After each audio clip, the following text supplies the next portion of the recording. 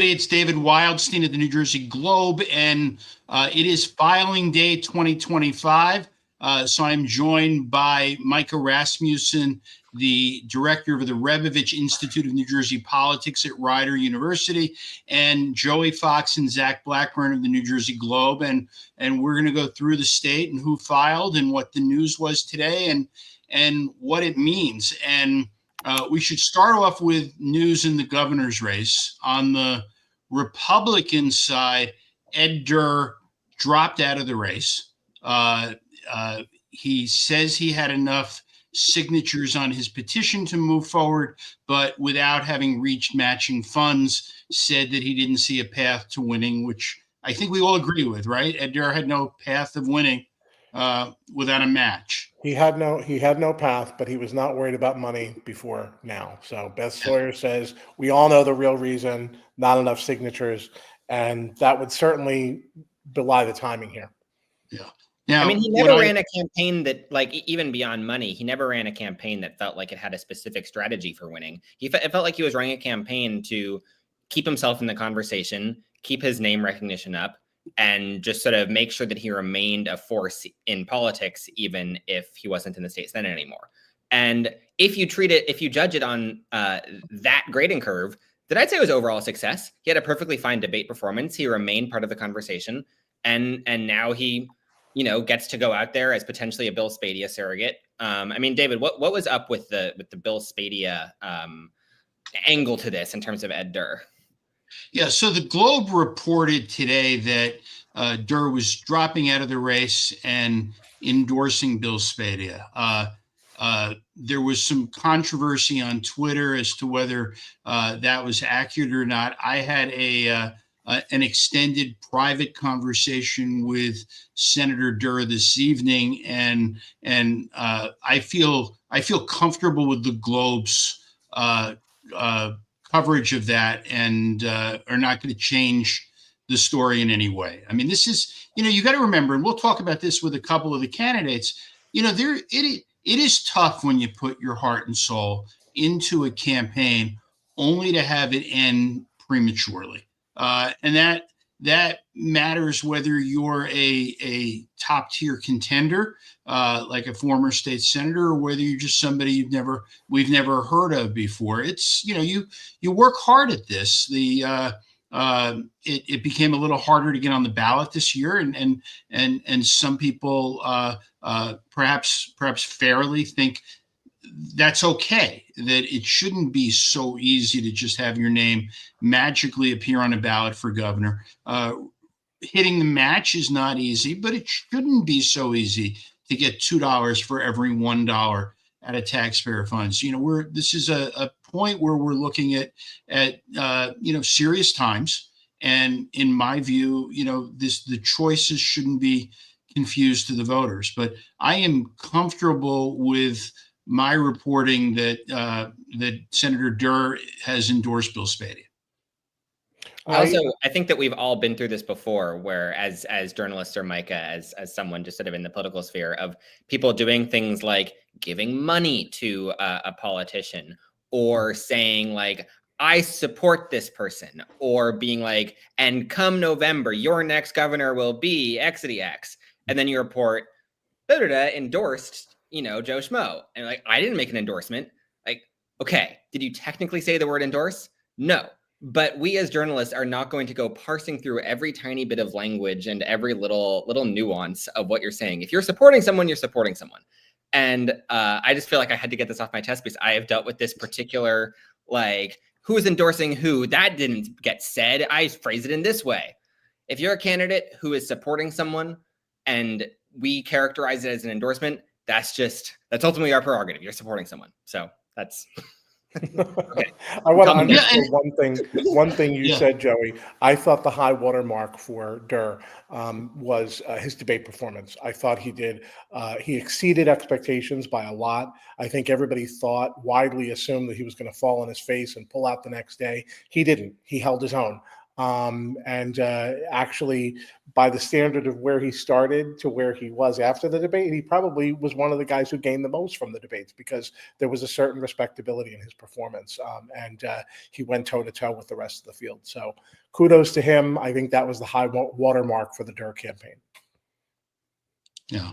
And so Mario Cranjack, last I spoke to the Secretary of State's office a little bit before beginning this live stream, he was there. He filed. It looks like, from what I've heard, not from the Secretary of State's, the Division of Elections, but from others, that he's come in with about 2,800 signatures.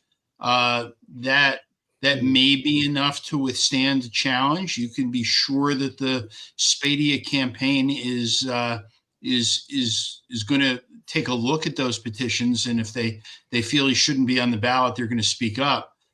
What we don't know about Cranjack, there's a lot of things that we don't know about Mario Cranjack. He got in late, and he was the mayor of Englewood Cliffs, but what we still don't know and won't know till tomorrow is, did he hit his match? Is he qualified for matching funds? And that is, as we all know, he either raises $580,000 or he raises X and contributes $580,000 minus X personally in order to get on the debate stage.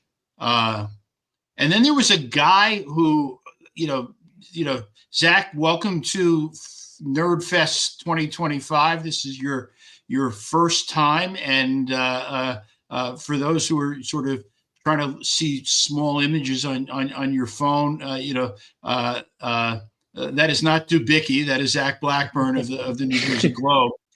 So some new guy walked in. Tell me who he is. Thanks for having Zach, me. David. I got a haircut for this and everything, so I just want viewers to know I'm taking this seriously. No, so in today walked Justin Barbera. Mm-hmm. He doesn't have major political experience. He ran as a third-party congressional candidate in the 3rd district last year.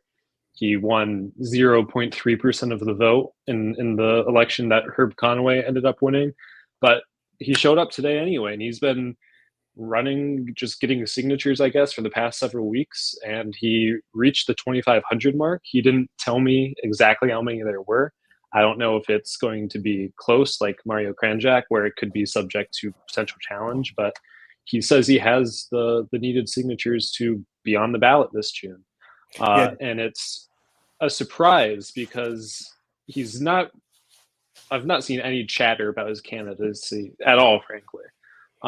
But he's a truck driver. Not only a truck driver, he's a contractor, but he also talks about driving trucks. So one Ed Durr leaves and a different Ed Durr shows back up. Yeah, but he's conservative Republican, Trump supporter, and he's just could be a wild card. Maybe he could borrow. You say just quickly, Zach, that it's a surprise that he filed, and I guess it's a surprise that Justin Barbera, specifically him, filed. But it's not a surprise that there are a couple of people like this who file, because there usually are, where most primaries in New Jersey and elsewhere, except in states that have really, really high signature, like petition thresholds, most statewide races in particular have one or two candidates who, file at the last minute, are not particularly established, end up with a couple of percentage points of the vote, and just will forever exist as sort of a footnote on. And also, in addition to the two main candidates that you've probably heard of, there were a couple of other people running.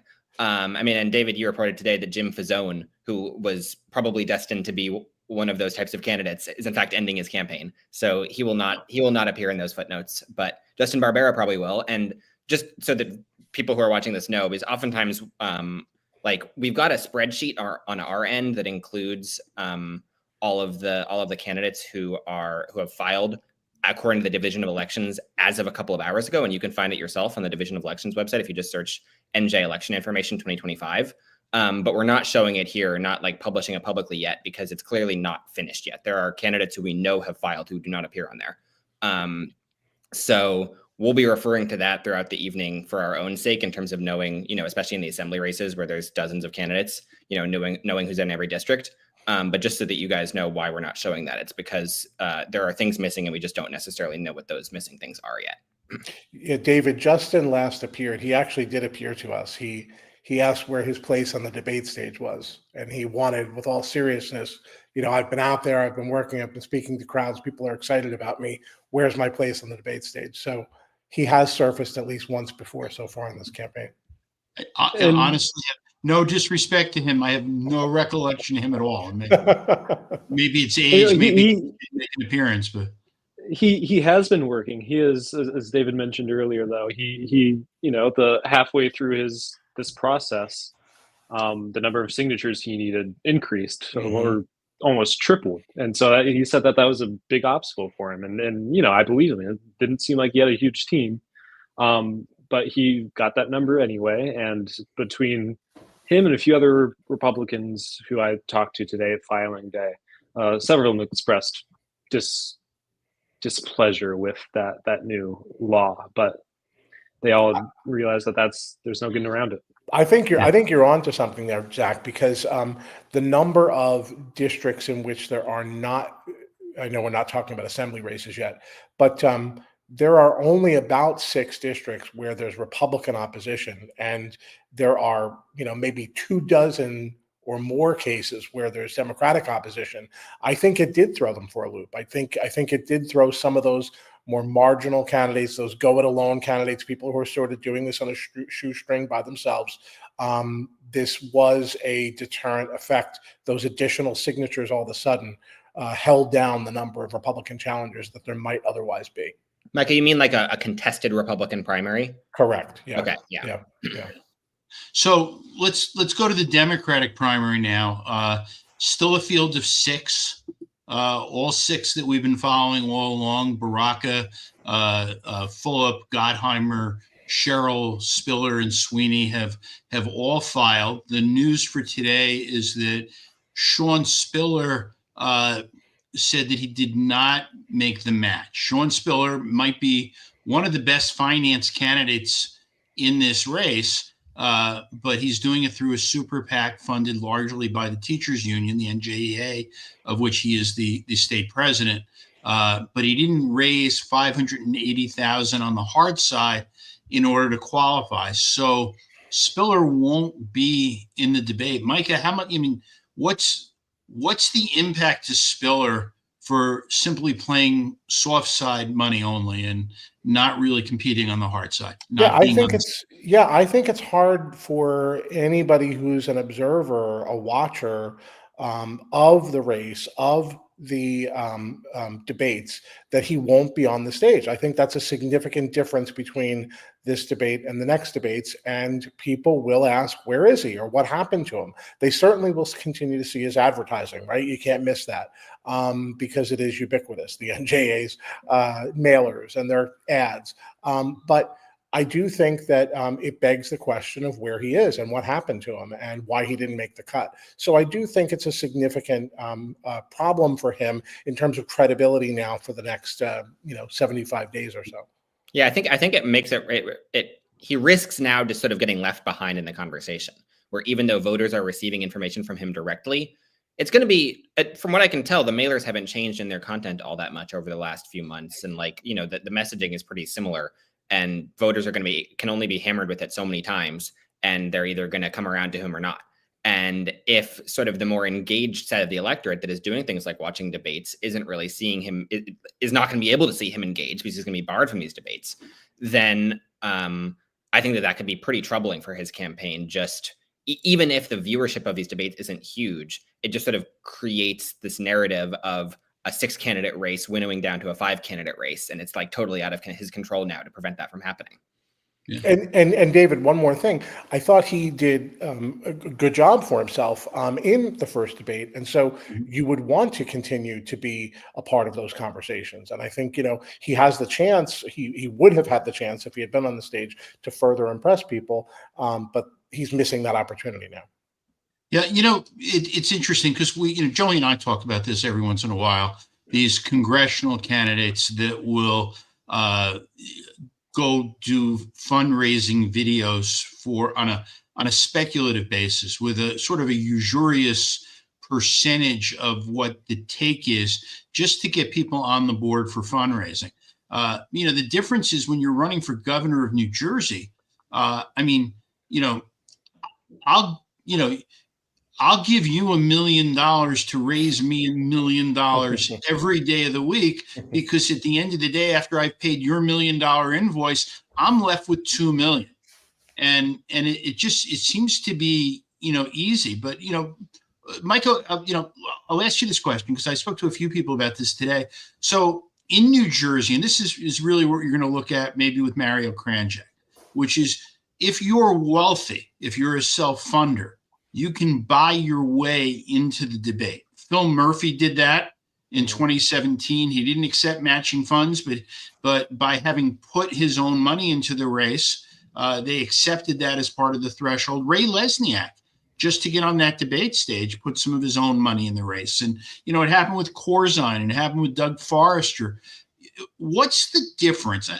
What's really the difference between the NJEA putting up money and a mega millionaire putting up money? Yeah, there really isn't much of a difference except legally, right? The ELEC would have to make no distinction between self-funding and public funding and PAC funding. And that seems to be a bridge that's too far for them to make. But it's not to say that a judge, if there was a challenge, couldn't say funding is funding is funding, right? Money is money is money. But I think for the election law enforcement folks to say there's no distinction between PAC money and self money or public financing money, I think is a lot to ask of them.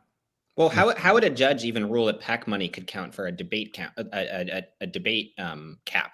Because these PACs, when they file, you look at their candidate, like their statements and stuff, and it's like, we are dedicated to electing candidates around the state, or we will support and oppose like good candidates and bad candidates for New Jersey. Like they're usually not saying we are the Steve or the Sean Spiller super PAC, and we will do things for Sean Spiller and get him matching funds. Yeah. See, I don't want to make, Spiller's argument for him, but I think if I were, and I don't even know whether he would take a challenge like this to court, but the argument would be, look, there is a process for qualifying for the debates that does not involve the public financing program. It involves self-financing. It is intended to show that there is a certain amount of support for you, right? And I can show that I have that certain amount of support. It's just a question of where it's coming from. It's not coming out of my bank account. It's coming out of, this super PAC that exists to help me. And so I have met the spirit of this requirement that there be candidates who can demonstrate support to get on the debate stage. I don't know whether it's a winning argument or it's not a winning argument, but it's an argument that can be made. Yeah, I mean, and we can move on. Otherwise, we could talk about public financing for every bit of this for hours at a time too. I don't want to spend a lot of time talking about internal polls. People get awful angry with me when I talk about internal polls because the only internal poll somebody believes is their own.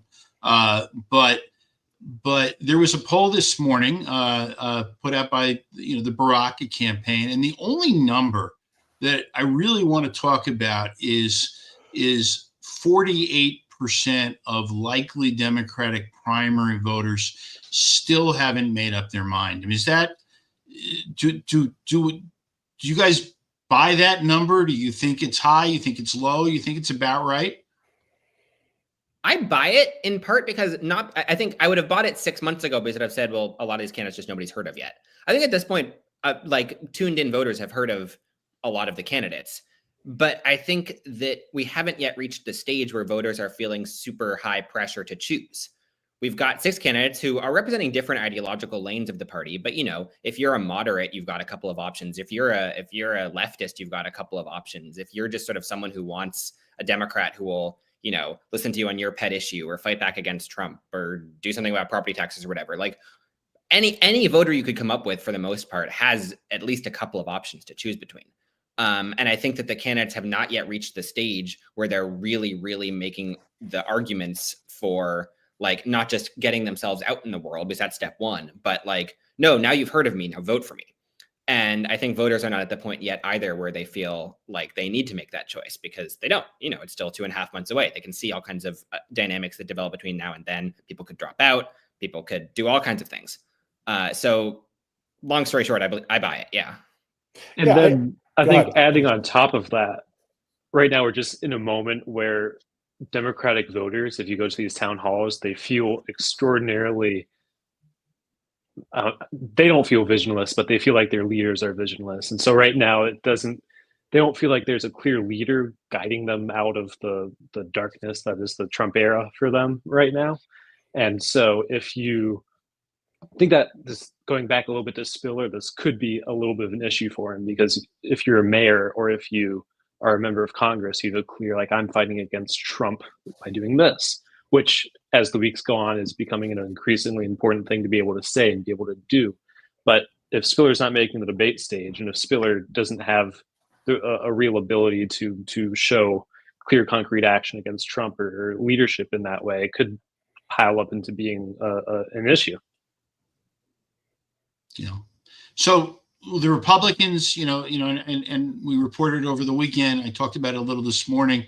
The big news on the Republican side, is Donald Trump going to play in this primary? Right now, with all due respect to the gentleman Zach met today, whose name I still haven't learned, and he's not up on my spreadsheet yet. But you really have it's Chitterelli, it's Bramnick, and it's Bill Spadia. And by the way, those who are following the Division of Elections website, do not be alarmed. They're still counting Spadia's signatures, or at least they were last time I spoke to them before 8 o'clock. Spadia is going to make the ballot. Nobody should say anything on social media otherwise. But this is, I think if Trump decides he wants to pick a candidate, that he probably can. Is there any of you disagree with me on this? You mean that he would pick that person will win the primary? Yeah. Yeah, I think that's probably true. I think that's determinative. When you see those numbers that you've been citing from Kellyanne Conway's firm, 90% approval within the party in New Jersey, and 65% said they would be influenced by his decision. And I certainly think that that's correct, especially for Spadia, right? I think it's very hard for him to make the case that he's the MAGA candidate if he doesn't have the endorsement. I think it's also hard for him to make the case that Chitterelli has not been sufficiently pro-Trump if he has Trump's endorsement. So I think this is especially do or die for him. But if Chitterelli gets the endorsement, I think he tends to put Spadia away. He takes away the arguments for Spadia. So I do think that he can be the kingmaker here if he chooses to be. I think that Trump is determinative if he endorses Chitterelli. I think if he endorses Spadia, there is a path for Chitterelli to still win. Because I think Chitterelli, just from our starting point right now, has the basic advantages that will usually get you far in New Jersey politics, which is party support and more money. And as we saw last year with the Curtis Bashaw versus Christine Serrano-Glassner primary, a Trump endorsement, if it is not kind of like applied properly, it came kind of late in the election, and Christine Serrano-Glassner didn't have enough money to really put it out there and make sure that people actually knew that it was happening. I don't think Spadia will necessarily be in a position like that, but I can't really see a scenario where Chitterelli has the Trump endorsement and Spadia still wins the primary. I can see this certain path where Spadia has the Trump endorsement and Chitterelli just pulls out the kind of classic New Jersey politics stops and still wins. Joey, do you think the lack of a county line might make that harder for Chitterelli? Might narrow that path? Yeah, I mean, I think if county lines were, if county lines were still around, I think county convention season would have just looked drastically different on both sides anyway, because just the way that the candidates approached it. I think John Bramnick could have had probably a line or two, but he said, nope, this is just not how I'm running my campaign. I'm not doing this. And so he backed out of that process entirely. And who knows what it would have looked like if all of them had actually been really competing hard for every single one of these conventions. But yeah, I mean, if you assume a scenario where Jack Chitterelli has party support in most of the state, then of course he would rather a scenario where that also applies, that also shows up on the ballot in a really concrete way. In this post-line world, it's less clear how much that means. But at the same time, there are some county party organizations that have proven themselves to be really good at getting out the vote for their candidates, regardless of what the ballots look like. There are more of those on the Democratic side, but there are definitely some on the Republican side too. So you'd always rather have party support than not, just on a purely like, all else being equal basis. So, so I do think that it still provides Chitterelli something of an advantage, regardless of what the ballot looks like. Yeah, and we're looking. I mean, you look at whether it's the Democrats or the Republicans. I mean, you really didn't get any deals that caused one person to drop out to pick up the support of the other, and I think that's tied to the elimination of the county line. People who want to be with a winner, they may have looked at a candidate and said, it's not going that well. You need to call it quits, and we're gonna, forge our alliance with somebody else. Right now, they've all, with the exception of Spiller, who's got plenty of money, they're all going to have plenty of money. A lot of undecided voters, and I certainly am not going to call a Democratic primary at this point. Not with this many people haven't made up their minds, and this many millions, I mean, tens of millions of dollars still to be spent on this race. So for those who thought I was going to, handicap this by saying, yeah, it's, it's clear where this is going. I'm not, but. So instead, Zach will make you choose. Zach, who's going to win? Yeah. I think Micah's got a good shot. Don't do it. Micah, dark horse, Micah. Yeah. You know what the problem is? Sweeney's slogan. I love this. Everywhere he's running that he doesn't have the endorsement, he's running under the slogan of regular Democratic organization. That is smart and confusing, and that's classic Jersey. That's classic. Like exactly. line messing exactly. up. Yeah.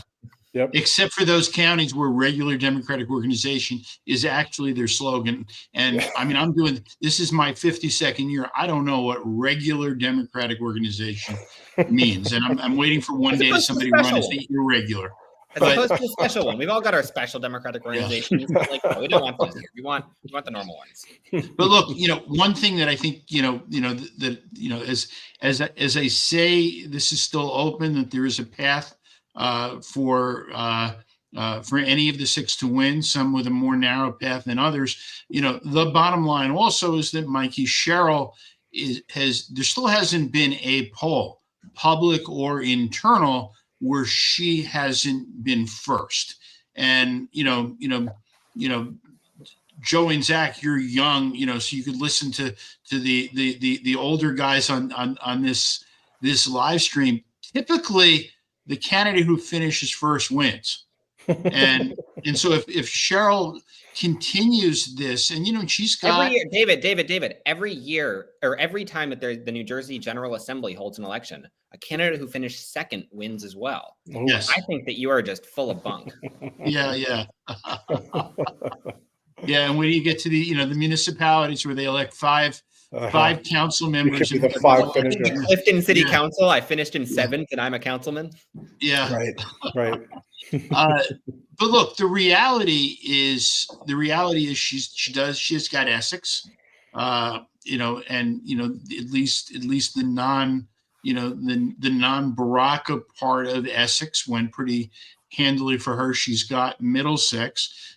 She's got some heavy hitters in Hudson County. I mean, she's got Mercer and Monmouth. She's doing okay. The question is, and this is always a question in these campaigns, is somebody going to spend money to dislodge her from maybe that first place position? And are you, there's a certain danger to that, right? Which is, candidate B spends money to attack Mikey Sherrill. Candidate B doesn't know if those votes are all coming to him for being the attacker, or whether they're going to somebody else, and whether he's actually helped somebody else take her down. So I fully expect that we're going to see negative campaigning. And you saw just hints of this last week with Sweeney coming after her on the Chesla money, and that maybe the gloves were off. And I think it's if SpaceX money. Thank you very much. The SpaceX, Musk yeah. money. Thank you very much. Musk money. Yeah. If the second, third, fourth, fifth place candidates perceive that this is the only way for them to shake up the field, then they're obviously going to attack. And so I would expect that that's something that will be forthcoming, that we're going to see. There have been hints about there being more to Steve Phillips' record in Jersey City. There have been hints about there being more to the Newark story with Baraka in Newark. So I fully expect that we're going to see more of the contrasting between the candidates and the negatives on the candidates. The first debate was really very special in that it was very substantive. I think it would be a lot to expect that that's going to continue all the way through. I mean, my old friend Yogi Berra, and by the way, Joey and Zach, I am not making this up, direct Livingston tie between Yogi, with Yogi Berra. But he used to say it's getting late early, and we're not that far off. We're 4 weeks away from vote by mail ballots going out and people voting. I mean, at some point pretty soon, if there's going to be a move to change the balance of this race, I mean, I would think it's got to happen fairly quickly. Mm-hmm. You mentioned vote by mail. Go ahead. No. I was gonna redirect. So keep going. You mentioned vote by mail, David. I think you and I probably feel the same way here. There are two special prizes when it comes to vote by mail, and that's the support of Middlesex and it's the support of Camden. They constantly slug it out with each other to see who can outdo each other. And so, and they know how to turn out their voters who are in the practice of voting by mail. And so I think that, for Sweeney to have one of them in his corner and for Cheryl to have one of them in her corner, I think is a significant asset to them in terms of turnout. Do you guys think Republicans will try and play at a national level in order to try and get a Democrat they view as the opponent they want for the fall? I mean, it's a risky thing to do also. It's risky. It's also hard in this multi-candidate of a field. I think if you see a situation where two candidates kind of break away from the pack more definitively and the Republicans view one of them as more beatable than the other, then maybe you could see that. But I think in sort of this constantly shifting six-way race where you've got a loose first place, like consistent first place in Mikey Sherrill, and then a very unsettled everything else, how exactly you boost somebody or what you do to boost them or how you avoid that backfiring is hard. I actually think it's easier for the Democrats to interfere in the Republican primary if they choose, because that is mostly a straight shot between Chitterelli and Spadia, and Democrats, you don't have to go far to guess who they would prefer to face. I mean, the DGA is already like constantly hammering Chitterelli in these press releases that we get, and they don't really touch Spadia. So even now, it seems clear that they're trying to, if not putting any money behind it, at least kind of like start to beat down on Chitterelli a little bit. So you could see Republicans trying to do the same thing, but I don't see as clean of a path for them to do so. And then the one thing I was going to say before that is also kind of related to just how crowded this field is.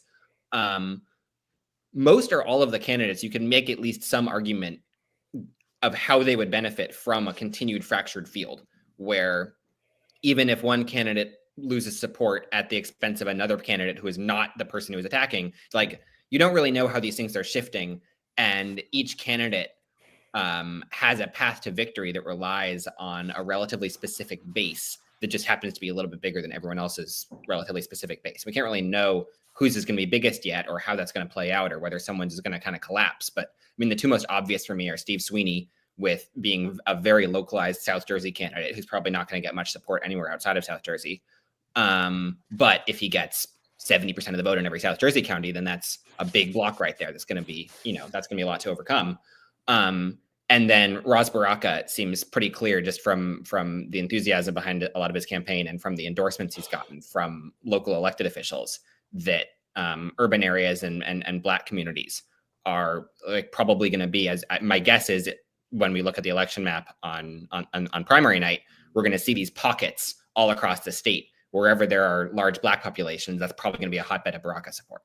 That's just, at least that's how it's happened. That's how it's playing out in terms of endorsements. And I would fully expect that to play out in the actual results too, because we've seen that in past primaries as well. So who exactly that benefits, we don't know. And none of the candidates know either, which is what makes this whole campaign such a gamble. But they do all have something to gain from a continued splintered field where they just need to say, okay, I get 24% of the vote and I'm in the clear. Yeah. And by the way, I don't want to short shrift in this discussion too, John Bramnick.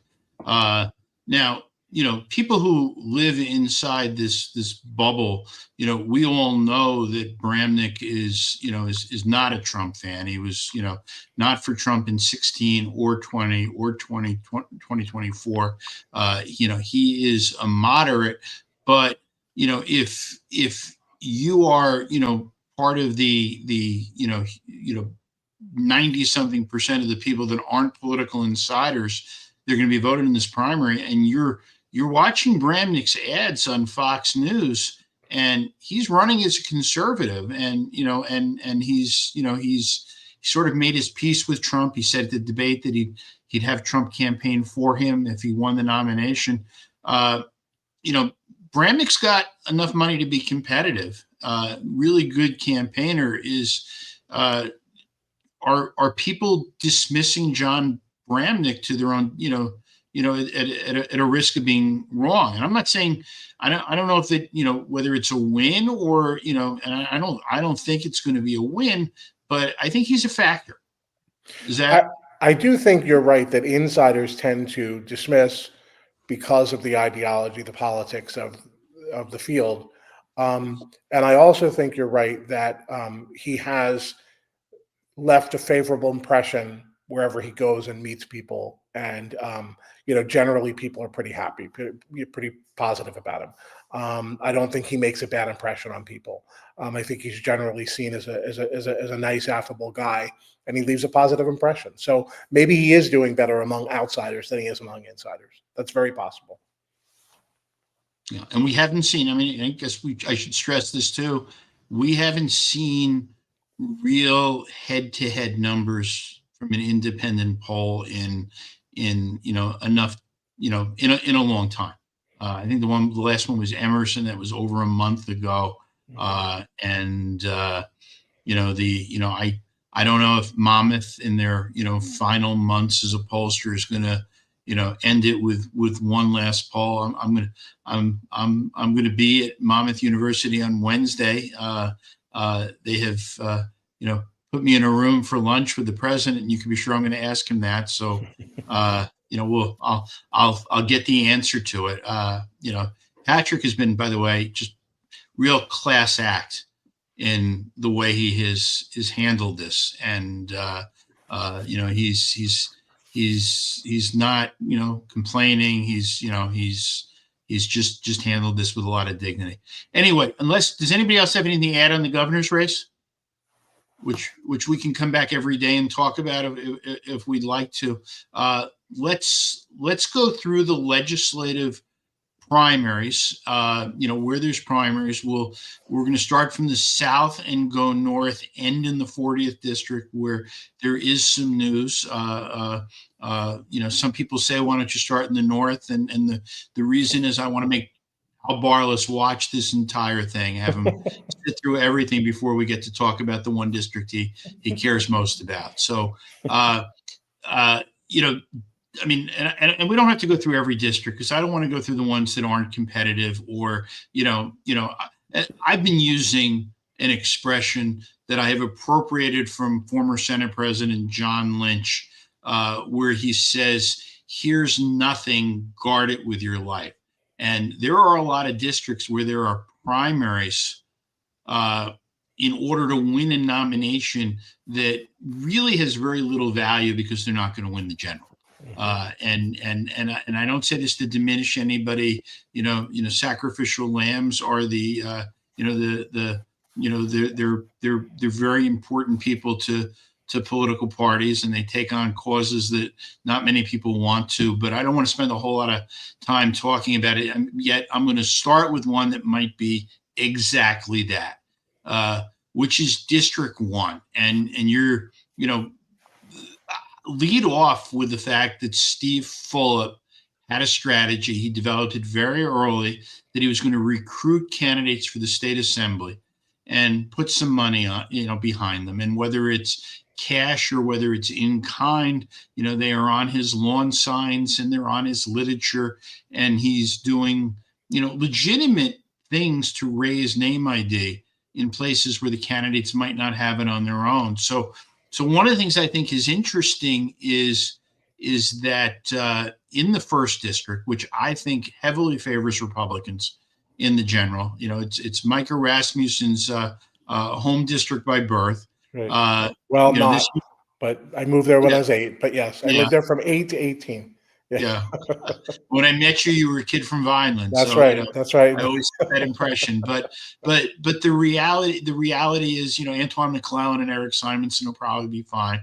But now there's a 3-way primary for 2 seats. By my math, that means 2 people get to win and 1 person doesn't.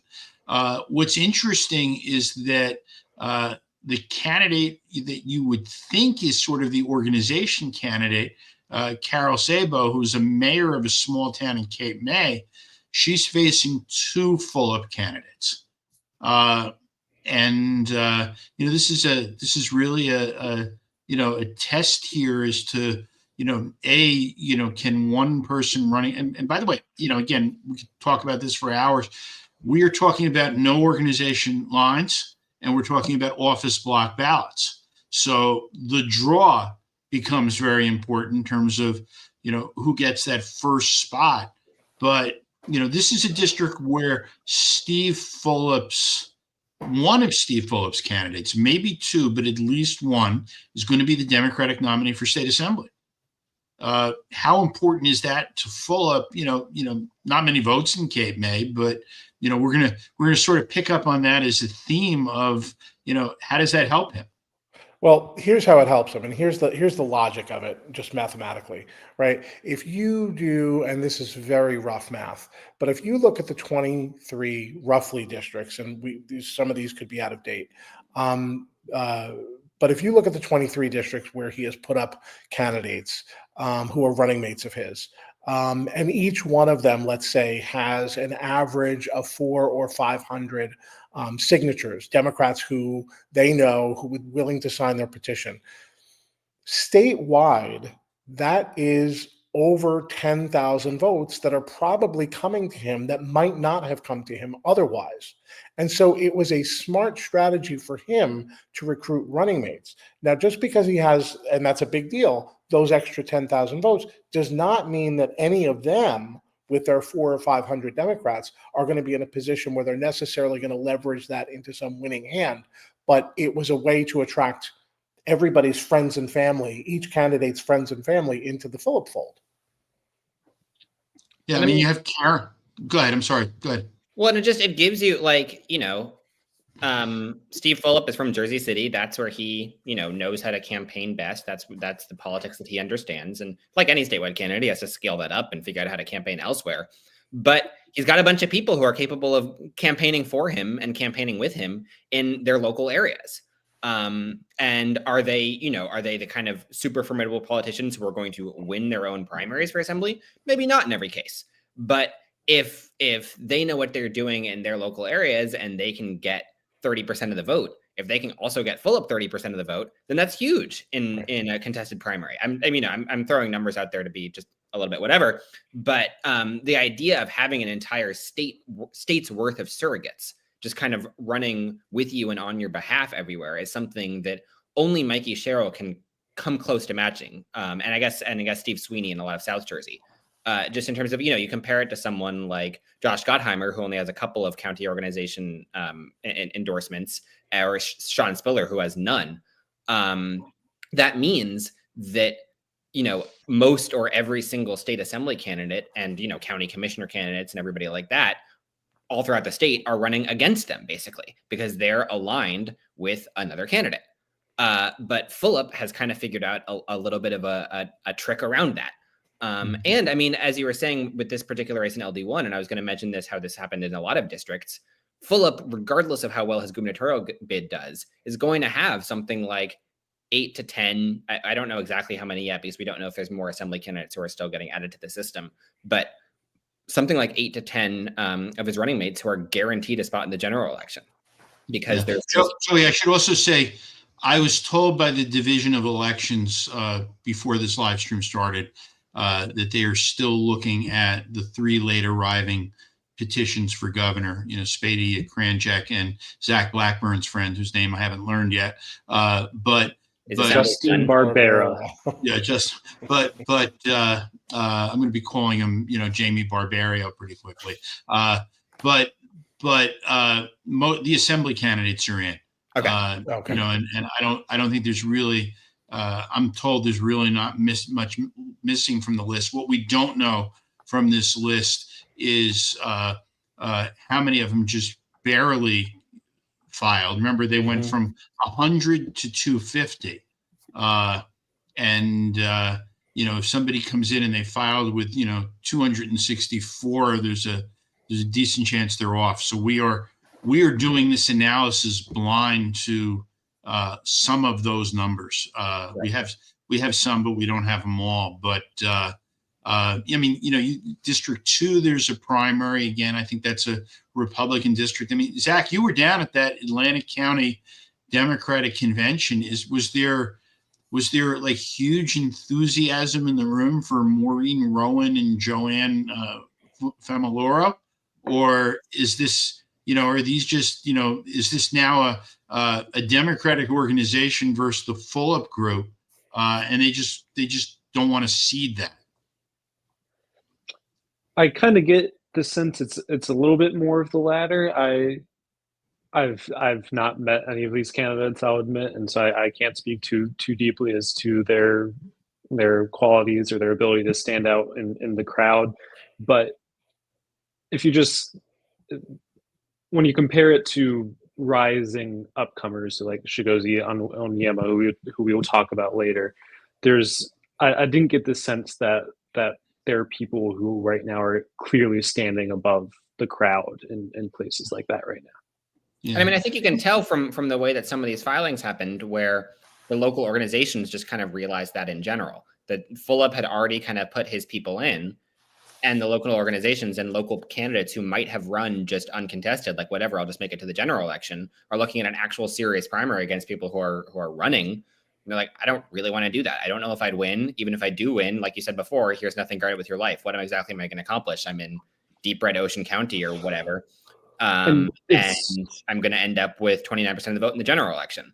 So, it's a much harder sell for these parties to tell their usual kind of sacrificial lamb, like, please run for us kind of candidates, to say, okay, you're actually going to have to work to win a primary for nothing. That's that. And it's sorry, Joy. It's also harder to compare the apples to the apples, because it usually when you go to a convention, you might have seen the candidates speak next to each other or see how the crowd react. But the Fulop candidates aren't going to these conventions because they aren't welcomed at these conventions. Well, they would be welcome if they agreed to take the slogan if they won the convention, but they aren't taking the slogan, just like Steve Fulop isn't taking the slogan. And so when you don't see the candidates at these conventions, it's not easy to get a good idea of, oh, wow, that person really stood out compared to the other establishment candidates here. But it's the establishment candidates going up, speaking, accepting the nomination, and just polite applause as they get off the stage. And so there's not really much insight there in order to know how this might play for the next 3 months, but it's what the dynamic is. Familaro is a Pleasantville councilwoman. That's an important town in the district. She came fairly close to knocking off an Atlantic County commissioner last year, a Republican commissioner. So she is kind of a known quantity, one of the brighter stars for Democrats in the district. But again, that doesn't mean that either one of them is going to knock off Gardner or Swift. But I think that she's got some staying power there. I think the the challengers, what their hope has to be is, of course, Atlantic City Mayor Marty Small is supporting the Fulop ticket, and Ernest Corsi is supporting the Fulop ticket. Of course, Small is occupied with his own legal troubles right now, but whether or not you could get a big vote out of the historically Black part of that district. Yeah. I mean, look, one other point, and this is generic to all of these places.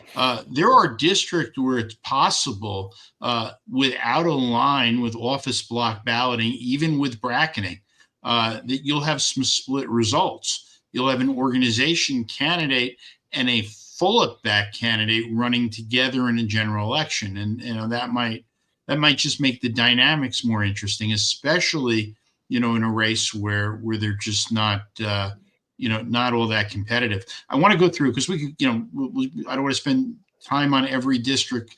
The news today in the 3rd district, by the way, that's a place that matters, because that is a truly competitive district. Trump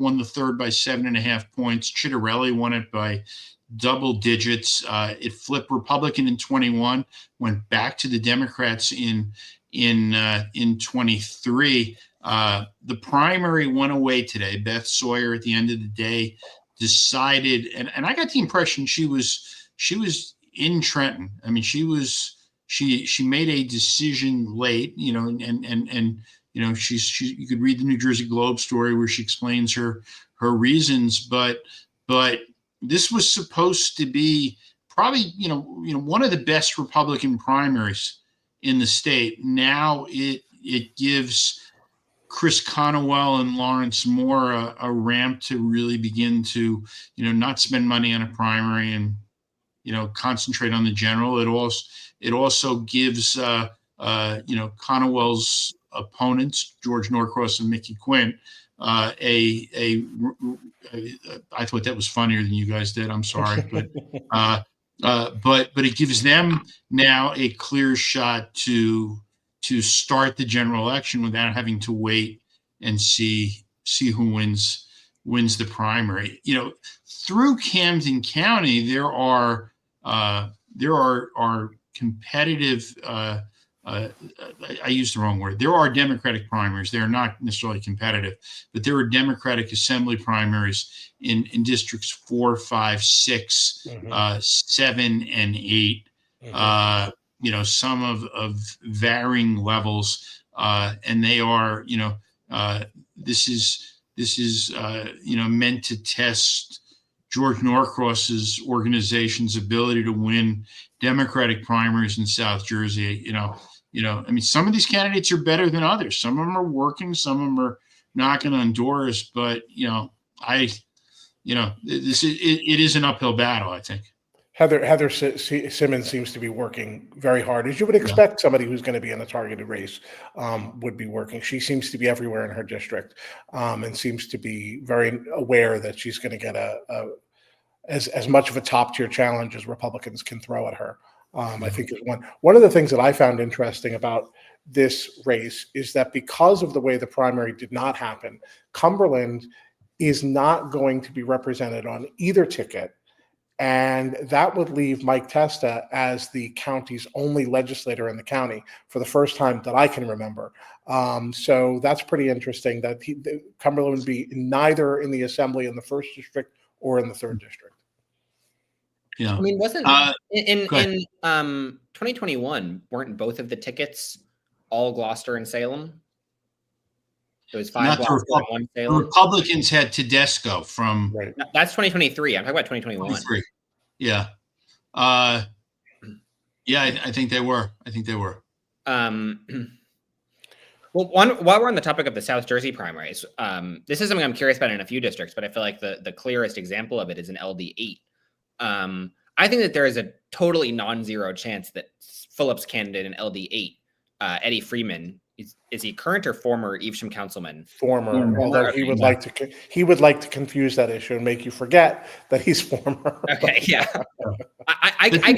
I can see a scenario where he wins that primary just because he is not running against an incumbent. I mean, he kind of is, it's a confusing situation where the Democratic organization candidates are Andrea Katz, who is an incumbent, and Anthony Angelozzi, who came a few hundred votes away from being an incumbent in 2023, but just barely lost. And they're running really tightly together. And then Eddie Freeman is specifically running against Angelozzi and wants to eventually team up with Katz. And I see this as one of the more winnable primaries for Team Fulop, even if it's not necessary. I don't necessarily think that the most likely outcome is that Freeman wins. But he's got a couple of factors working for him, which is that A, he's running against a non-incumbent, unlike a lot of these Fulop challengers. And B, he and Katz are both from the Burlington County portion of the district, which is where the vast majority of Democratic primary votes come from. And then Angelozzi is, like, to provide geographic balance, he's from the Atlanta County portion. But that just doesn't get you all that many votes in a Democratic primary. Anyway, Evesham is a very big district, very big population-wise, voter-wise, right, town in the district. Absolutely, you're right about that. The thing that Angelozzi has going for him is that he and Katz have been very hard campaigners. They've hit thousands and thousands of doors, and they were famous for that in 2023. And he's going to be trading on that in terms of the awareness among Democratic voters that they work hard and they're going to work hard. Right. But so what I just want to quickly say is, let's take the hypothetical for this district, and we can apply to other districts too, that you end up with a Katz-Freeman Democratic slate. How do South Jersey Democrats react to that? Like, because they really want to protect Katz, and they probably don't particularly want to elect Freeman as an assemblyman. But that's like a complicated balance to only promote one of them. And it puts both Katz and Freeman in a weird position of how exactly they're going to campaign for this. Are South Jersey Democrats going to put money into the district? Are they going to put it only behind one of them? We kind of saw this a little bit in 2023, where the candidate for state Senate wasn't someone they really wanted, but they really wanted the two state assembly people. But that was a little easier because it's technically a separate office, and you can not too difficultly say Katz and Angelozzi for assembly and then just ignore the fact that there's also a state Senate race. But I think if you have any of these split slates in competitive general elections, the parties are going to have to make some weird and hard choices about how to react to that. They do. But as David can tell you, there's going to be strange bedfellows. But as David can tell you, these assembly districts, these running mates since the 60s have forced lots of people into that situation where they don't necessarily like each other. They actually view each other as rivals, right? You know, running mates that consider themselves rivals, and they have to present a unified front because mathematically it is so much harder. Like you say, just vote for me, just bullet vote. Well, that means one of my votes goes to the Republican team, and you don't want that to happen. So you've got to get over that as fast as you possibly can and go all out for as many two vote ballots as you possibly can. Yeah. And if it is Angelozzi, you know, the president of the he was the president of the Hamilton Teachers Association, who ran a really good race, spent all of 24 campaigning. This is one of these rare things. It's happened from time to time, but it doesn't happen often where you have 4 candidates running against each other or in the same race for the second consecutive cycle. Because Katz, you know, this was the race where this was the seat where Brandon Umba won on Tuesday but lost on Thursday. You know, again, you know, one of these little rules of politics.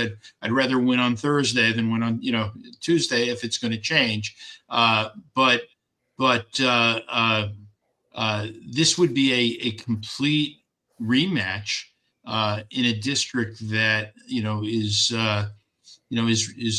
really probably the arguably one of the swingiest districts in New Jersey. I don't think it's necessarily that rare to have a complete rematch. I do feel like that happens a couple times a cycle. It's more that it's a complete rematch in a competitive district, most competitive district, where you have 2 people who are currently incumbents, one person who was an incumbent until a couple of years ago, and one person who came within a 300 or whatever it was votes of being an incumbent. That's an unusual situation in terms of like it's a 3-year campaign for the closest district in the state. Yeah. And then you get into Ocean County, and again it's District 9 and 10 is 2 Fulop candidates, 1 candidate backed by the organization. So it's more opportunities for these Fulop candidates to be part of the general election, whether Steve Fulop's part of the equation or not. You've got one transplant here. It's a familiar name. I mean, Janine Bauer was I noticed that freeholder just a couple of years ago, and now she's running for the assembly in Ocean County. No primary in 11, which is arguably competitive district, so neither side's going to have to waste money. Fulop decided not to take on Marjorie Donlin and Luann Peterpaul. Luann Peterpaul of Livingston, by the way, Joey. Then you start, taper off here. I mean, you've got a Fulop candidate in 14, and then you get to, I don't know if 16 is competitive, but there is a Democratic primary, and by my, there's not many of these. I haven't really counted yet, but not many where you've got somebody running against the Democratic incumbents, and he's not a Fulop candidate. It's just some guy who filed. So I don't think Michelle Drulis and Roy Fryman, who is decent enough legislator, I don't think that they're going to have any trouble winning the primary, but they're still going to have to.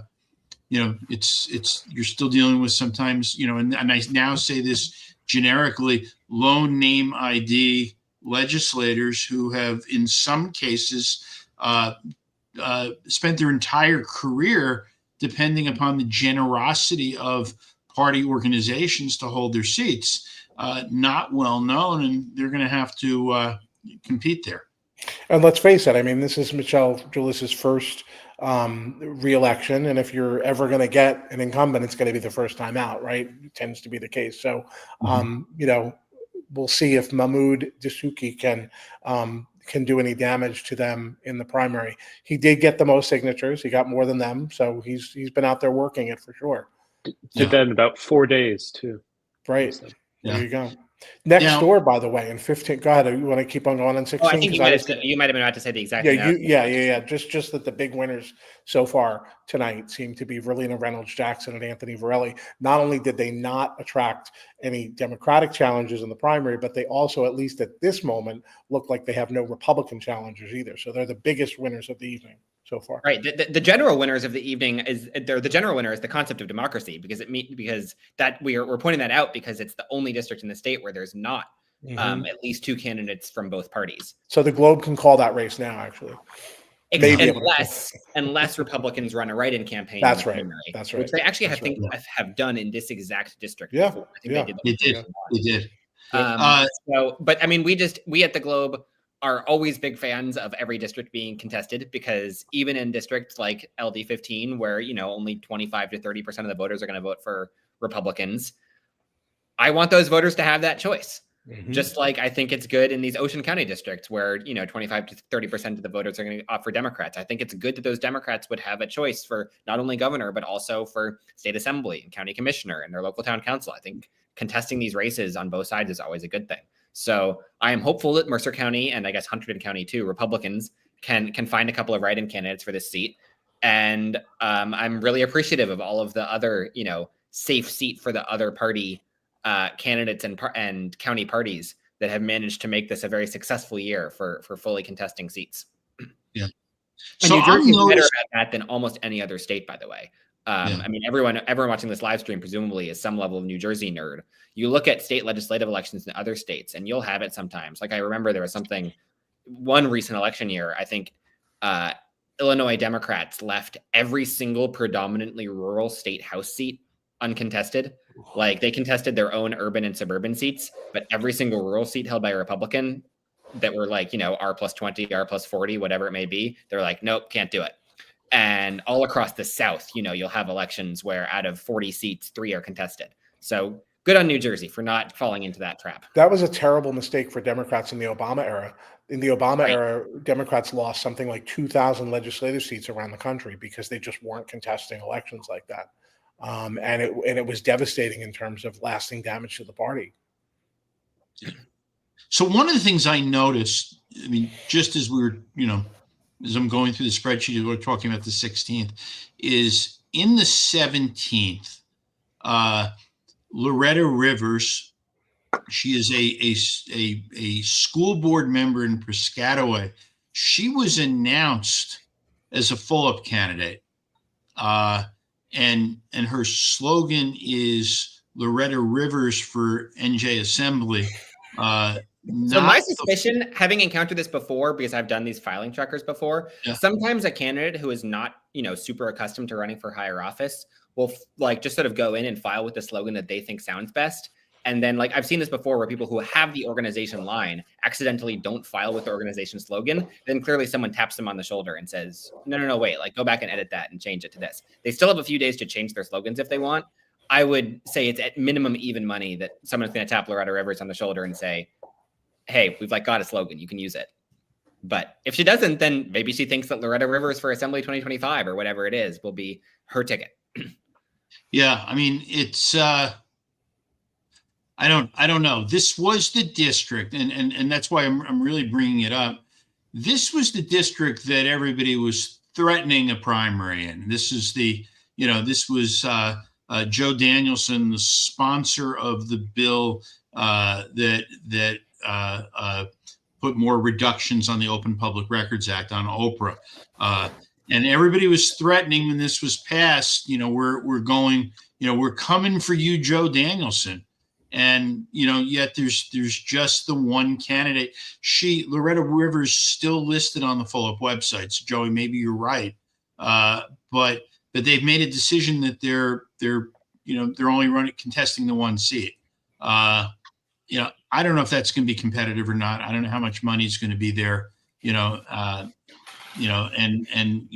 Joey and I always talk about the perennial candidates in 18 and 19, they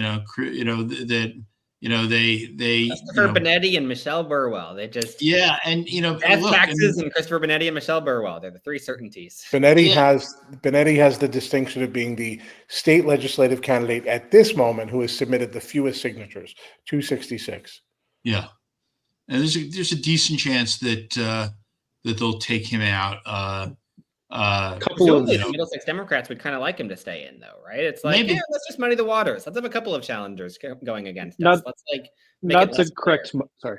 Oh, is there somebody? Because I see Meehan and Navarro with 274, Ron and Lowe with 274. I added a couple in 28th district. Nadira Brown has 255. There you go. Wow. 260. Yes. Okay. Those are actually right on your risk of going out. That's not hard. That hard to find 5 signatures that are faulty. Yeah. I mean, welcome to the office.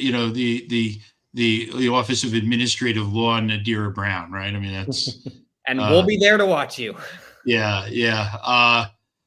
I mean, look, these Middlesex primaries. This is a county where the organization, has been taking the loss of the line seriously and working on building it up.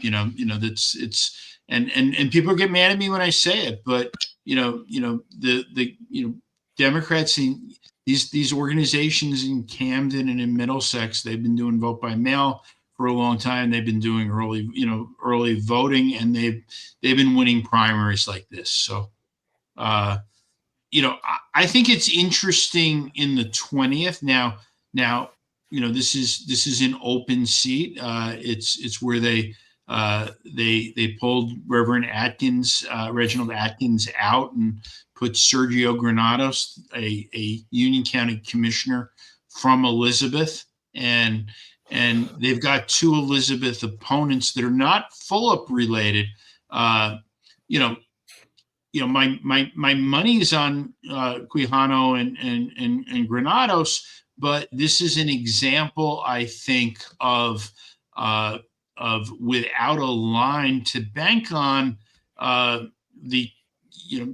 Senate President Nicholas Scutari, the county chairman, and his team are going to have to pay just a little bit more attention this primary, just to make sure that it goes their way, especially with potentially low name ID.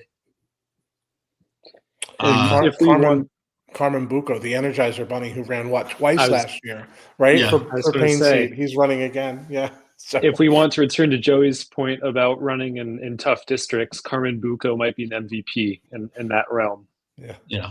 Just every 6 months he's on a ballot. Excellent at losing. Yeah. I mean, David, like in a positive way, like he does the job. Yeah, no, he's done.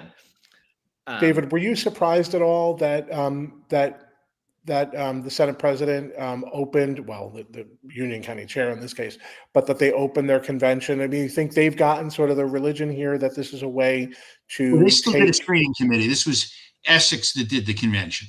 Right. Okay, that's right. So Union. Well, they had They had two surprises, right? They had one at the legislative level. They had one at the county. No. Both were legislative candidates, right? No. Yeah. But they did have two surprises, which does not generally happen there, right? So that process has been opened up at least somewhat. And then I don't not to spend much time talking about it, other than in districts 24 and 25, Team Fulop's going to take 3 of those 4 nominations simply because the organization Democrats decided not to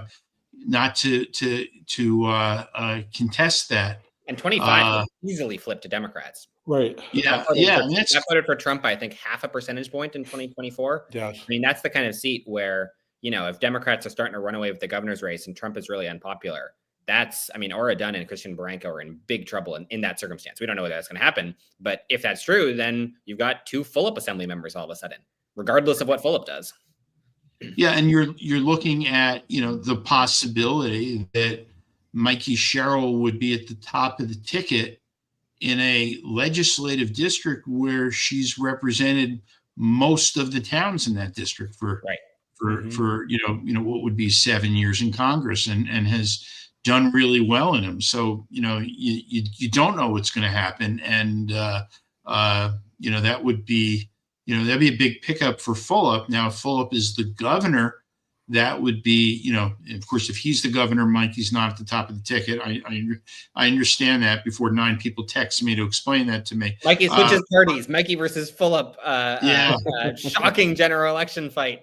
Yeah. Now, just the mere mention of a clip that says Mikey switches parties, and I'm going to hear from some of the Mikey people saying that's not true. Don't say that. But the reality is, if Steve Fulop is elected governor, and they were to win 25, he's got some natural allies in the assembly that he might not have. But the reality is, Fulop might be, as a former mayor of Jersey City, he could, have some influence there. Not that he will really care about that. To Fulop, that would be, here's nothing, guard it with your life. So. But it also, at least at this moment, if Fulop does not wind up as the nominee, it could either be a missed opportunity for Democrats, which, they certainly knew how close the district has been, so it wasn't a surprise to them. Or B, you could call it also potentially dodging a bullet for Dunn and Barranco, that they didn't draw regular organization challengers. Yeah. By the way, these 2 candidates are on paper, decent candidates. One of them is a Morristown councilman. The other is a Morristown planning board member that had actually been scouted by the county chair. She just never pulled the trigger in bringing her in. And Fulop got to her first. But as prospects go, I'm told that Marissa Sweeney, could emerge as a pretty good candidate there. So. Maybe they will do it. But by the way, we could branch it, break off and do a half hour on here's nothing, the Democratic nomination in the 25th, but Democratic candidates are going to win Morristown anyway. So maybe there's a little bit of a failure here at not, pulling them out of swing towns where they've got a little bit of a base. I don't know. Or at least one of them. Yeah. Yeah, it's good. It's I good to move the way it wonder how moves. much that matters anymore. I think it matters at the very edges, But at a certain point, I think we keep on learning in these elections over and over again that we keep on. I mean, the most famous example is Steve Sweeney in 2021. You kind of think like Steve Sweeney is this giant. Like, how could anyone kind of crest that seawall, especially these people we've never heard of, Beth Sawyer, Beth Ann McCarthy, Patrick Ed Durr. But then turns out the wave was big enough that the seawall just got totally flooded. My analogy has gotten weird here, but whatever. And so, we can nitpick both sides recruiting right now in terms of like, well, why is the 3rd district all Gloucester County? Why is the 25th district all Morristown? Yada, yada. But I mean, if the governor's race is going in one direction or another, if Trump is popular or unpopular in one direction or another, I think that all that stuff starts to recede in importance. Yeah. I mean, I noticed, for example, in the 14th district, and I'm not bullish on Republicans' chances in the 14th, but Republicans did run 2 candidates out of Hamilton, and you can argue based out of Zach's Hamilton home convert, Zach Blackburn, broadcasting from Hamilton. Yeah, this is not an endorsement of either of those candidates or of Tennille McCoy. Yeah, I mean, all the candidates are just from Hamilton, then, right? All 4 are from Hamilton. Except but that means Hamilton will split their tickets for Hamilton voters, and voters in Monroe don't care. So sometimes these hometowns matter if it's a swing district. I mean, arguably, what saved Mike Teresi 2 years ago is that he came from Hamilton and came out of Hamilton with a really healthy margin. Significantly ahead of his running mate. So, I don't know. I mean, it's a big Republican voting town right now. Hamilton is a very big Republican voting town at this moment. Yeah. It is. And Mike and I, understand certain connections. The circumstances of Mike and I meeting, somewhat influenced by Hamilton too. So that's a story that nobody cares about.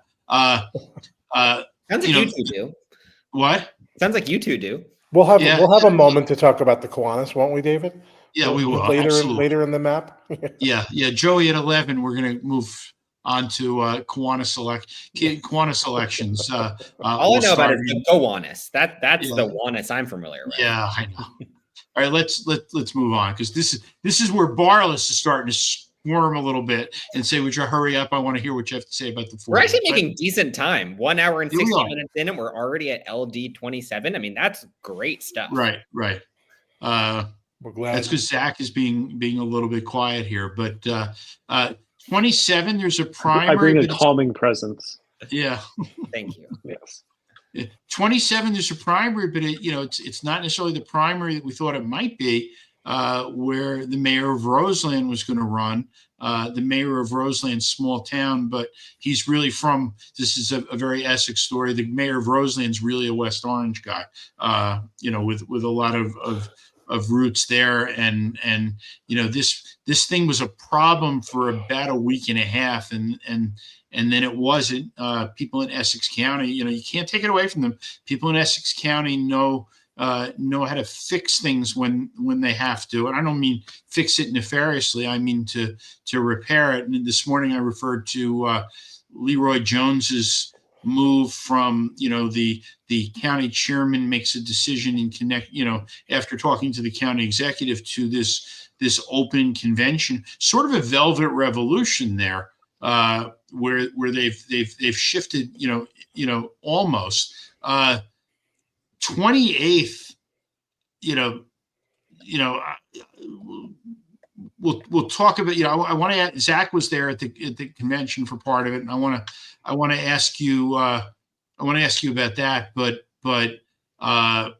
this is a situation where an incumbent, Garnett Hall, lost the support of her home county. She is, I think, the only incumbent to well, maybe no, that's not really true when you get to Hudson. Count the Hudson ones, yeah, but that's just a couple. Yeah, of the Hudson thing's a only mess. one who is fully in the old sense off the line in a really concrete sense.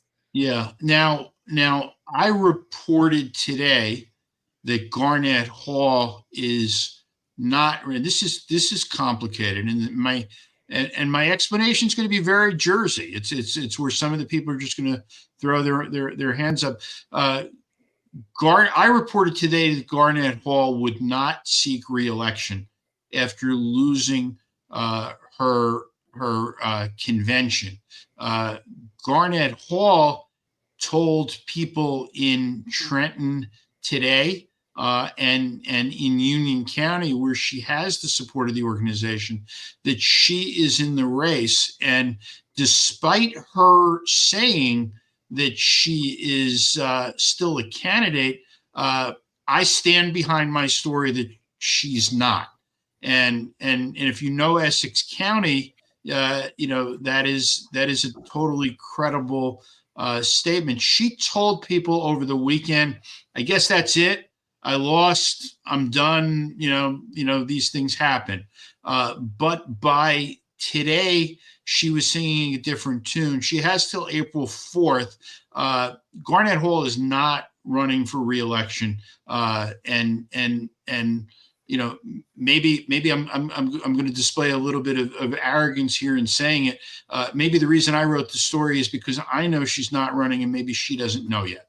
But she is not running. And this is one that I think will get a lot of attention as we analyze things, which is, she went to the state assembly, and this is not meant as a personal attack on her or anything like that. It's just the way it happened. Mila, they redistricted. Mila J.C. decided not to run again, and the county Democratic organization in 23, when they're still aligned, they picked Garnett Hall.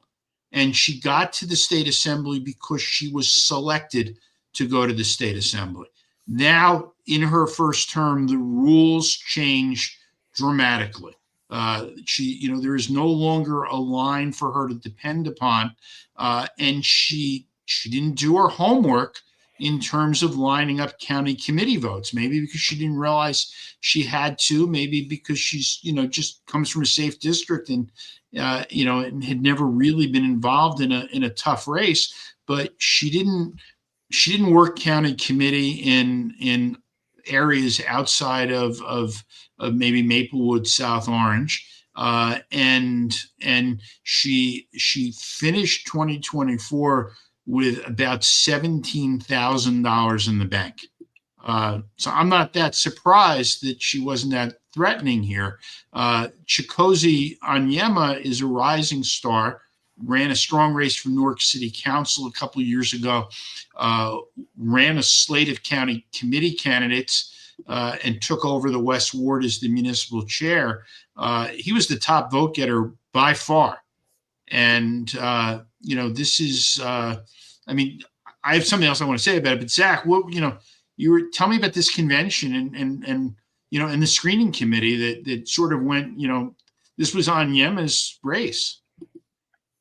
It really was. He, I entered it was the first ever Essex Democratic Convention, which was good to be. It was hard to hear at times, I will admit, which was a shame because I just at times couldn't hear what any of the candidates were saying, governor's candidates or assembly candidates.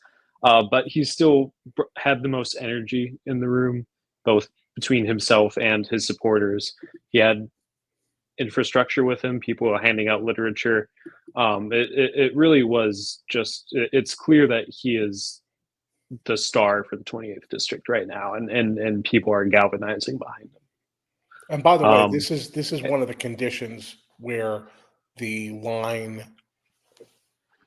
protected incumbents that is no longer protecting incumbents, which is if you are caught unprepared, if somebody comes along who is better prepared than you, if somebody surprises you, catches you with not enough money in your account or, organizationally unprepared, that's when you can topple an incumbent. Now, that's where the playing field has been leveled. Go ahead, Joey. I just point out that, so in 2023 was sort of famous as a year that for a variety of reasons, chief among them redistricting, had really unusually high turnover, where you ended with a legislature that looked significantly different from the legislature that had come before it. This year, I'm pointing this out here because this is presumably one of a few open seats, but it's really very few. I mean, you've got Reginald Atkins in LD20, you've got Garnett Hall here, you've got John Allen in LD32, Julio Marenco in LD33, and Shavonda Sumter in LD35. And that's only 5 open assembly seats out of 80. You can throw in a couple of more if you want to for appointed incumbents, like incumbents who are just chosen at county conventions, like Melinda Kane, Balveer Singh, Benji Wimberly, Al Abdelaziz. But this is shaping up to be the inverse of 2023, where there's a lot of challenges, but there's not a lot of actual open seats. There's not a lot of just sort of open fights for seats. And that's interesting that that's coming after the line is abolished, because I think that had you had more open seats this year, and we'll get to this more in LD32, which is, I think, the most sort of classic open seat race in the state, you might have seen more action on that front. But instead, we just sort of by coincidence are ending up with a year that probably has close to historically low turnover. Mm-hmm. And I know there was a lot of speculation that Cleopatra Tucker would retire and make another open seat. And that was fueled by both her age and the general lack of fundraising on her part. But she's been out there. She was there at the convention, spoke, energetic, won the endorsement, second place, but still endorsement's an endorsement.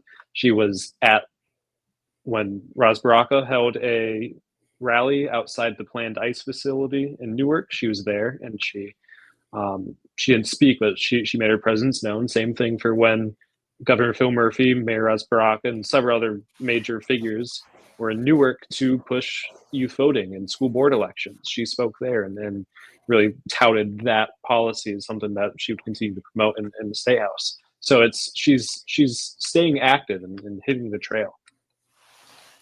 Yeah, and I mean, Tucker, I think, got energized by the fact that Ras Baraka is running for governor, and you know, the Cleopatra Tucker's late husband, former assemblyman, and Ras Baraka's late father were political allies. Her son and Ras Baraka are very close friends.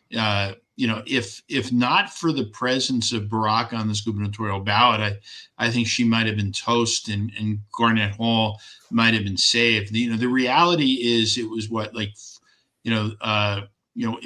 it was a relatively easy ride, I think, for Tucker, even though she lost the screening committee, so she wasn't even the recommendation. And they made it, a little bit harder. They put the convention in Caldwell, not having a 28th district convention in Newark. But, this is, I just look at this and one of the things I heard today was that Maplewood Democrats are quite upset because they feel that they're losing their seat, and Newark is taking 2. And I think one of the things that might eventually become a reality for Garnett Hall is there's a good response, which is Democrats, the Maplewood, progressive Democrats, they have been arguing against the line for years. They're saying we want an open process. Don't hand pick people. Don't force anybody on us. Allow there to be an open process where we can, our candidates can compete fairly. And so what did, Leroy Jones do? He gave him an open process. And now they're complaining because they don't like the result of the open process. And the funny thing is Garnett Hall was never really their person to begin with. So, I repeat, I think I'm right. Garnett Hall is not running, and I'm basing that on what she told Democrats, not what I think, but what she actually told party leaders. If she changes her mind, I want to see the Maplewood Democratic organization really dig deep in their pockets and raise her a war chest and really, send their volunteers out into Irvington and the west and south wards of Newark and let them do some work, because this to me is there's a little bit of hypocrisy here. They got exactly what they've been asking for, is an open process, except that their candidate didn't win. So we'll just see. A quick second. Oh, yeah. Sorry, I was going to take just a quick second to talk about the fourth Democrat who, at 255 signatures, Nadira Brown, real chance that she doesn't make the ballot if these petitions are take a chance, make a change. But she ran for school board a couple years ago, lost, right? Like, I'm not going crazy that's a Kelly Clarkson lyric. Take a chance, make a change, and break away. Joey, I'm confident I would have no idea. Okay, cool. To be clear, to those who can't see the spreadsheet, "Take a chance, make a change" is her slogan. They aren't just hallucinating these lyrics out of nowhere. But good luck to her. It's an uphill climb, but maybe she'll break away. If he's still watching, hey Barless, your ballot design committee, talked about whether you could use somebody's name in a slogan, but you never ever address whether you could use somebody's lyrics. So, we all continue to learn these things. Quick thing. Joey, you're right about the lyric. You're right. Oh, no, I know I was right. Yeah. It's a very important album for 7-year-old me. Yeah. Are we good out of Essex? Can we move out of Essex? Yeah. One of the oddities of the map is that between Essex and Hudson, we have to go back to Ocean County and Monmouth County for District 30. By the way, you wrote the redistrict. Can we say that? Can we talk about that, David? You wanted a renumbering? Yeah. I by the way, I'm told, and I'm sure you know this too, but they actually did talk about it. They just opted not to do it.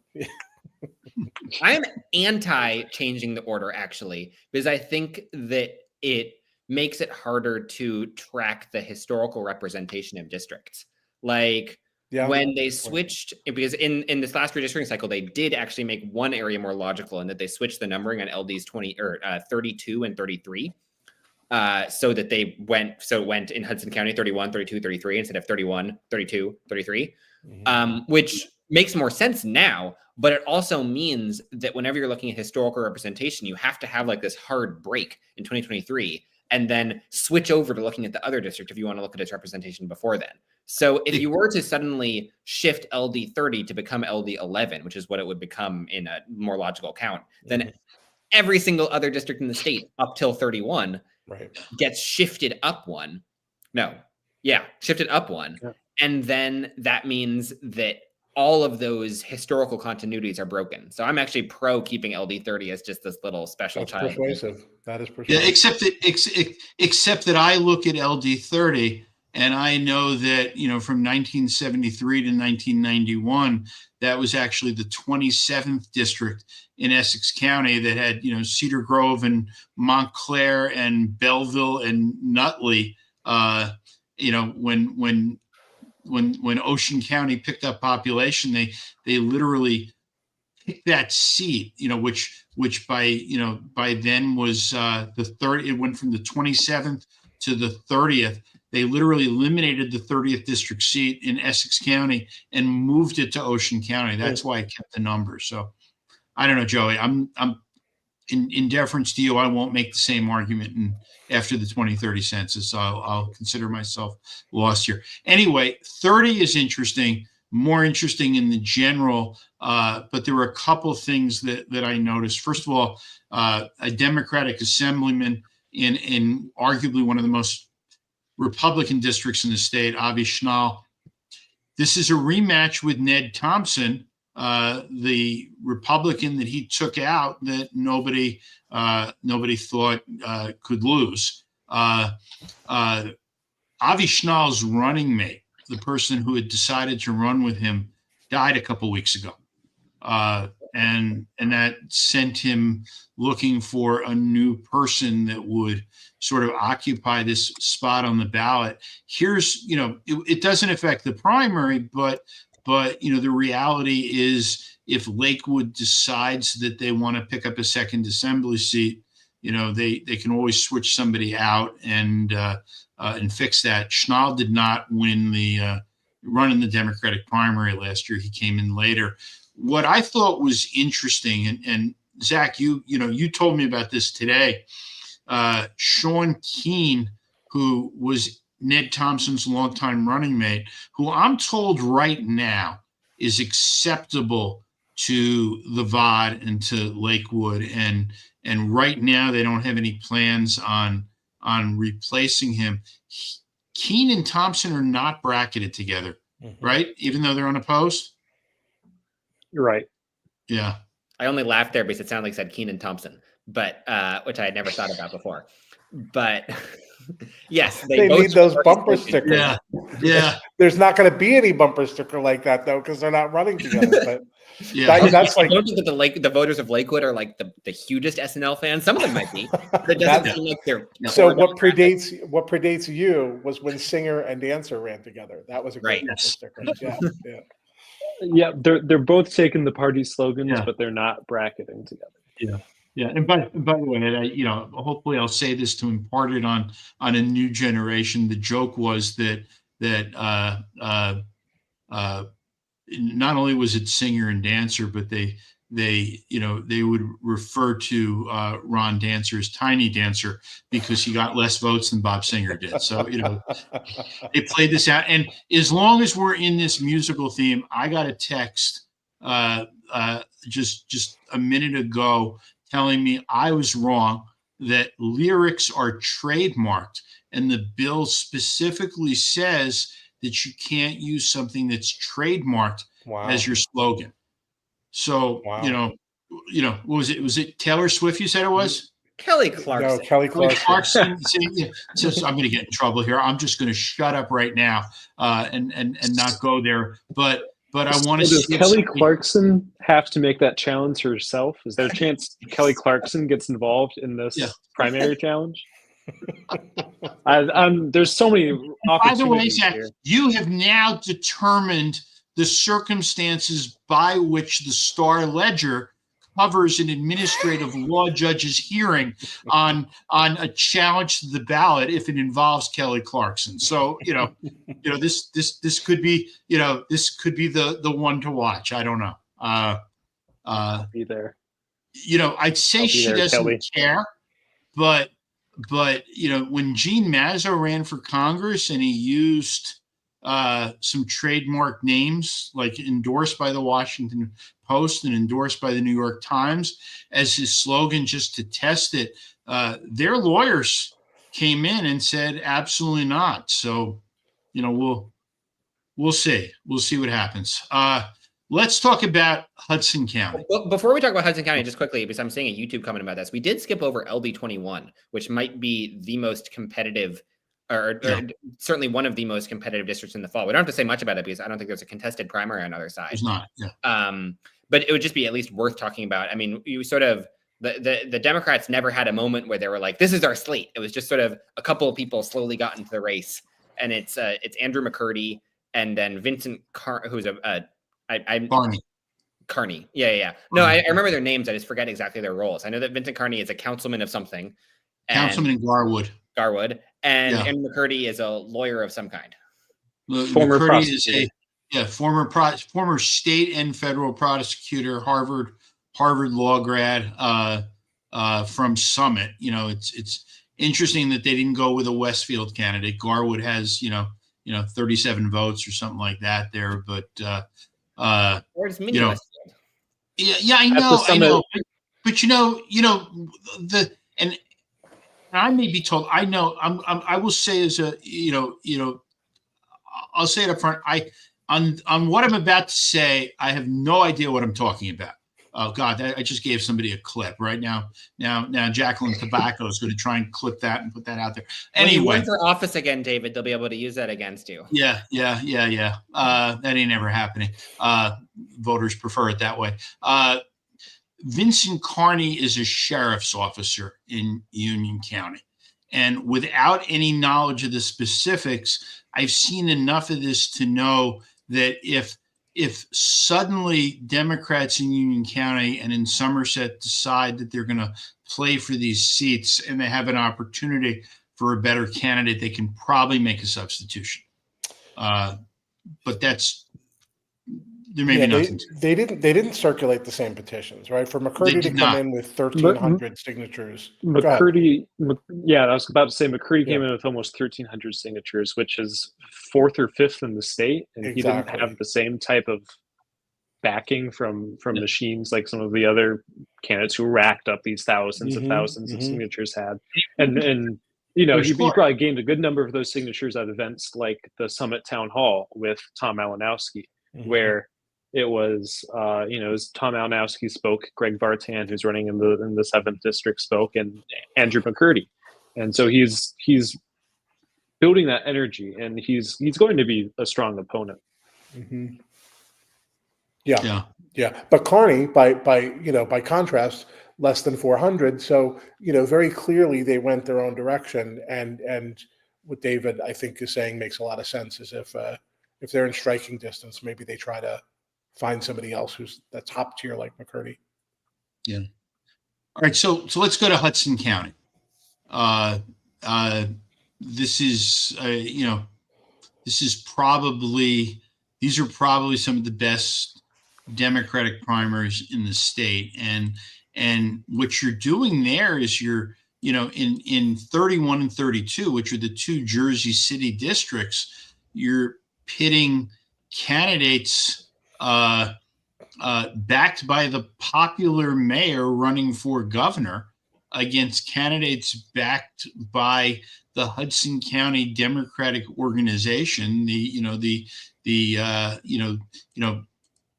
whose lines really haven't been threatened in a very, very long time.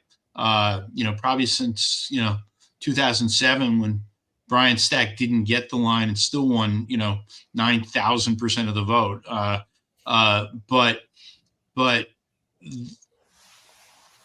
Barbara McCann Stamato, freshman incumbent, the sitting Jersey City Democratic Municipal Chair, she is a Fulop ally, and she said, "I'm running with Steve Fulop, and I'm not running on the line." And her running mate, William Sampson, aligned with Jimmy Davis, who put him in the assembly, because up until the lines went away, that seat, that Bayonne seat, was essentially an appointment by the mayor of Bayonne. And when Jimmy Davis decided, I'm taking out Majority Whip Nicholas Giarvalotti, the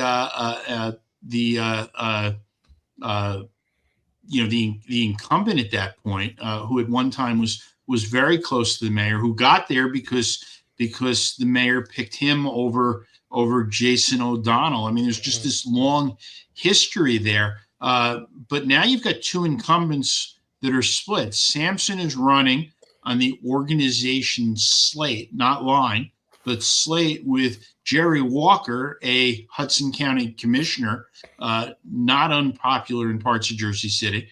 And Stamato is running with Jacqueline Weimer, who is a councilwoman in Bayonne. This one, like a couple of them, are just almost impossible to handicap here, because. And I can see any combination of those four people winning. It's not like you can easily say, like, well, I think I can't tell whether the Fulop slate or the organization slate is going to win. It's like, maybe Jersey City swamps everybody. Maybe the incumbents are just well known enough that they win. Maybe Bayonne I don't know. Who knows? Yeah, it's somewhat easier to see what's going to happen up ballot, right? I mean, so Fulop's going to get a lot of votes out of this district, and presumably Mikey Sherrill's going to get a lot of votes out of this district, and so they'll kind of, neither one is going to walk away with a decisive advantage coming out of here. So you can see that relatively close split, more or less, right? Somebody can get more votes on somebody else, but they're going to be relatively even, right? It looks like. How that evenness shakes out in the assembly race is a very different question. Yeah. And the organization doesn't have a problem with Barbara Stamato. They were looking, right up till a couple weeks ago to see if there was a solution to fixing this fight, that they didn't want to have there. And you're talking about, one other layer on the Bayonne part of it, which is that Jimmy Davis, the mayor, is running for sheriff against the incumbent in the primary, and Davis has the backing of the organization. So, I don't know. I think this will depend upon how well Fulop does in this area, whether the lines don't matter and the slogans matter. Maybe we're looking at something really rare here, which is, what will matter most is how good a campaign candidates for the state assembly run. Not what's done on, handed to them. And if you want to add another little wrinkle, these two sets of candidates are bracketed together right now, and obviously there have been these discussions about challenging the provision in the new law that allows candidates to bracket in the first place. And so, let's in the off chance there's a challenge and it succeeds, and all of a sudden you have candidates, some are incumbents, some have different slogans, all of them are backed by leaders in their district, by especially in the 32nd district too, all shimmy shammed around. These aren't words, but that's just the chaos that could happen. Yeah. I mean, and Barbara Stamato, aside from her own record, she was, longtime aide at the city council level and, party leader. Her brother was mayor of Jersey City a couple times. I mean, this is, she comes out of, sort of politics is in her blood kind of thing. I don't know that I would count her out, and the other thing that I think it's important to remember is that Brian Stack is not involved in the 31st. He is staying out of this one. He's leaving that to the organization, and he's working. He's interested in 32, and he's interested in 33 in his own district. But he's staying out of the Jersey City parts of it now, and that takes a lot of bodies off the ground. Again, I don't know. I mean, by the time we come back, the week before the primary, we'll have had an opportunity to see what kind of campaign they've run, how much money they've raised, where vote by mail ballots are coming from, what the early vote trends are. But, right now, I don't know. And Sampson, that's, he, again, put there by Jimmy Davis, the request of the Longshoremen's Union. So, and he's back working again. He got his license back since they disbanded the agency that took his license away. So I don't know. I don't know what's going to happen here. I know that that Neil Schulman, who's run a bunch of times over the years, is not going to be in the assembly, but he's the Republican there. This is the only part of Hudson County that hasn't gone Republican since 1920. So you got a lot. But ironically, it's got the one town in Hudson County that did vote for Trump, which is Kearney. Yeah, that's true. That's true. Not to say that this is actually competitive. I mean, even if Republicans could win Kearney this year, which I don't think they will, regardless, it's going to get drowned out by Jersey City and Bayonne. But yeah, I got it. And then 32. I mean, this to me is a fascinating 6-candidate field of Democrats. With no line. I would imagine that for those who spent years dreaming about New Jersey politics without a line, this is the race that they had to have been imagining, because you've got a whole lot of really strong candidates, or candidates with influential backers. Ravi Bala, the mayor of Hoboken. I mean, John Allen, Bala's former chief of staff, did not run again. He hasn't actually said it, but the reason he didn't run again is to make room for Bala to go to the legislature. And Bala, Joey, do you remember Bala's percentage approximately in this legislative district in his congressional primary against Bob Menendez? It was pretty high. It was around I feel like 60? around 60%. Yeah. Yeah. I mean, so Bala won this legislative district, pretty significantly. And, and you've got a whole bunch of backdrops here too with Jersey City, because you've got the Fulop candidates, which is Jessica Ramirez, freshman incumbent, and Yusuf Saleh, who is a Jersey City councilman. They're running with Fulop.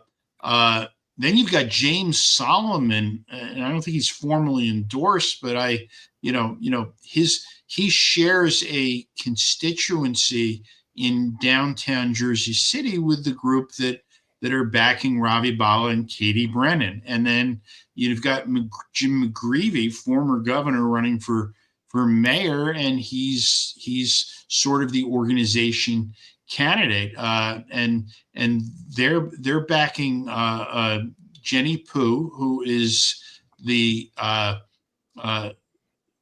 director of the Hoboken Library, but lives in the Jersey City part of the district, where she is one of the PTA leaders and community leaders, that has a little bit of a base there. So, and then you have Crystal Fonseca, who is, also running, on the organization slate. And, her father, Pablo, used to run campaigns for Cory Booker, way back in the early mayor days. So, this again is 6 candidates, 3 teams. A lot of money seems to be coming in here.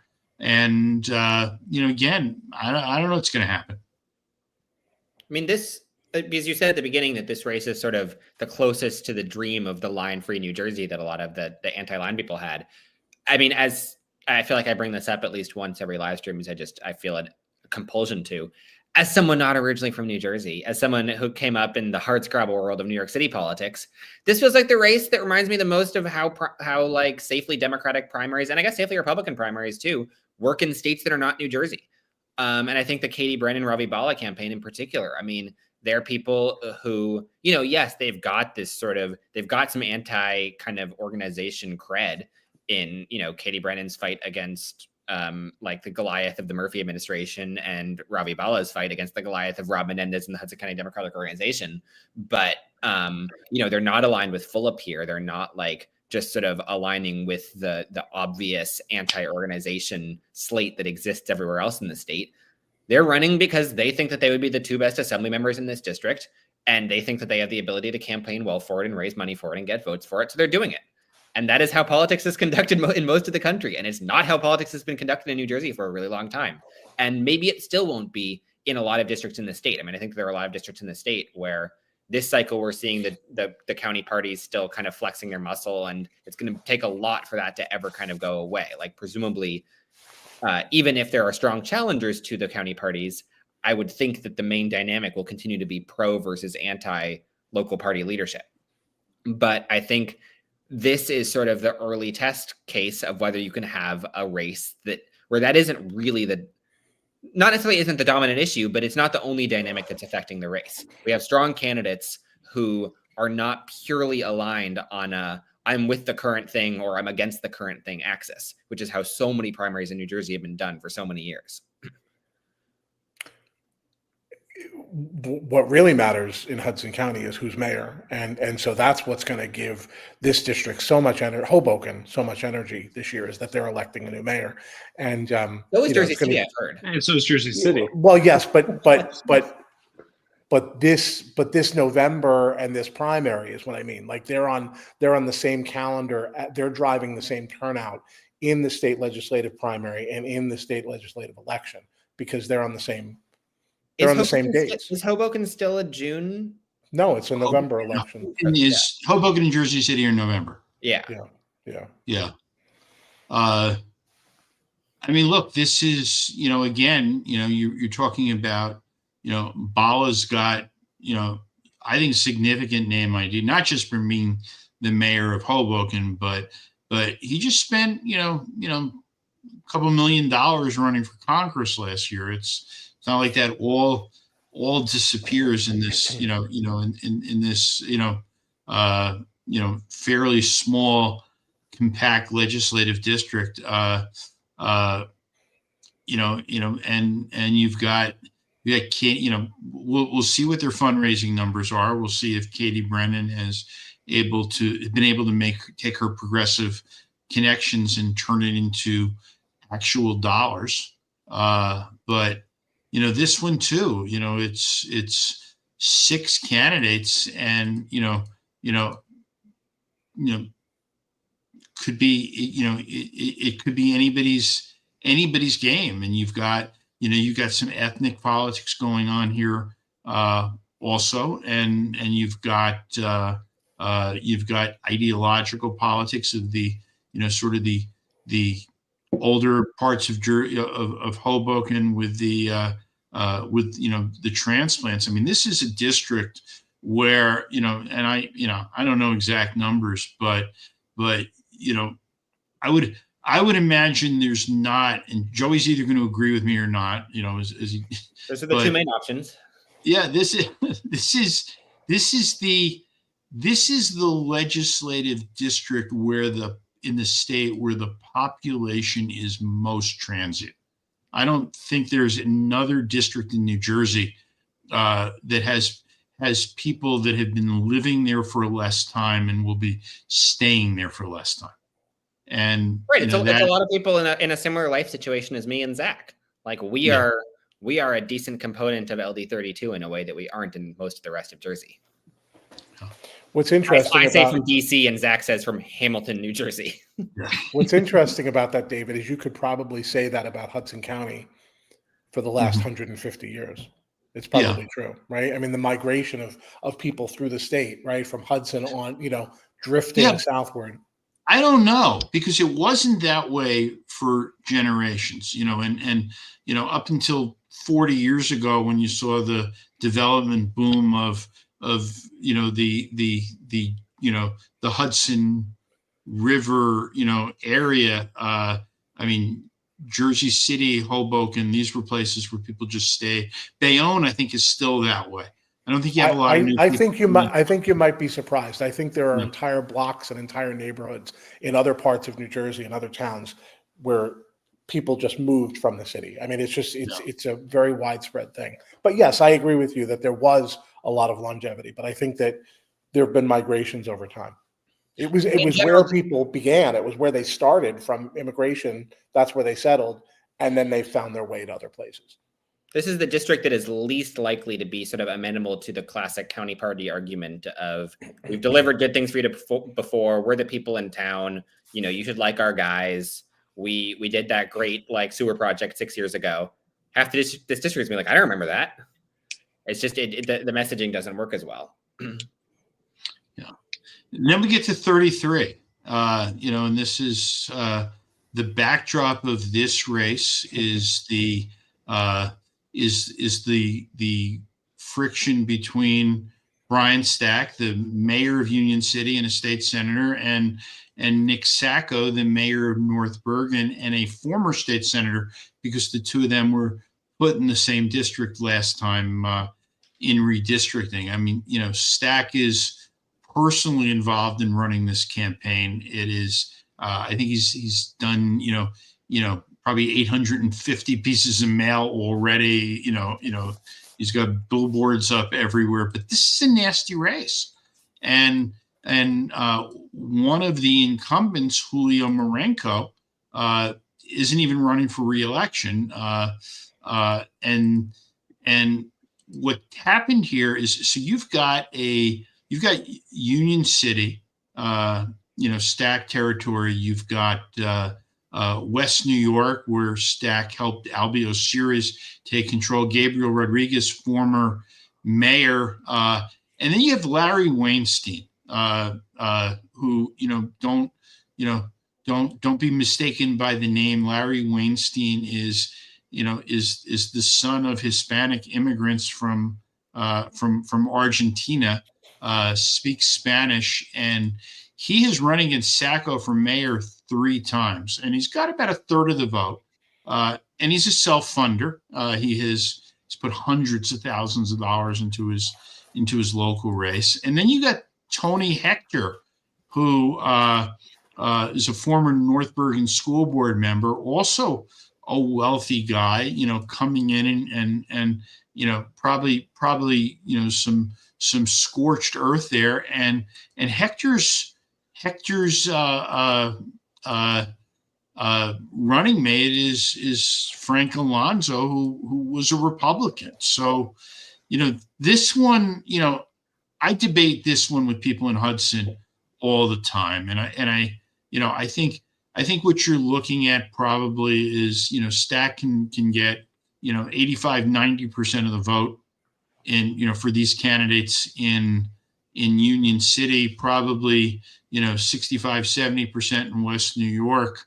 You know, I mean, Guttenberg's very small, and, you know, there's some votes in Secaucus that are probably aligned with the Sacco portion of it. But if Larry Weinstein can get a third of the vote in North Bergen, you know, I don't know that the numbers are there to beat this ticket, beat the Stack ticket, even if they do spend a lot of money and even if they do run a nasty campaign. I mean, you know, Brian Stack is, you know, objectively the best retail politician in New Jersey. You know, the thing is, Sacco's no slouch at retail politics either. It's just that Stack is just hands-on with everything and is going to take this, you know, personally. And when Brian Stack takes something personally, he tends to win. Is that, I mean, but I don't know. I mean, you know, we all have different opinions on these things. It's notable that Rodriguez and Weinstein submitted 5,186 signatures, which is by far the most of any assembly candidates, and is actually more than John Bramnick submitted for his gubernatorial campaign, at least according to this current. I think those numbers will be updated. Just a few hundred because they're submitting more ballots. Yeah, we're just a few hundred shy of where we were showing Chitterelli a little while ago. Yeah, and 5,500. so it's it's a show of force, really. Yeah. The next highest assembly members are 2,000 votes, 2,000 signatures. Yeah. So more than double.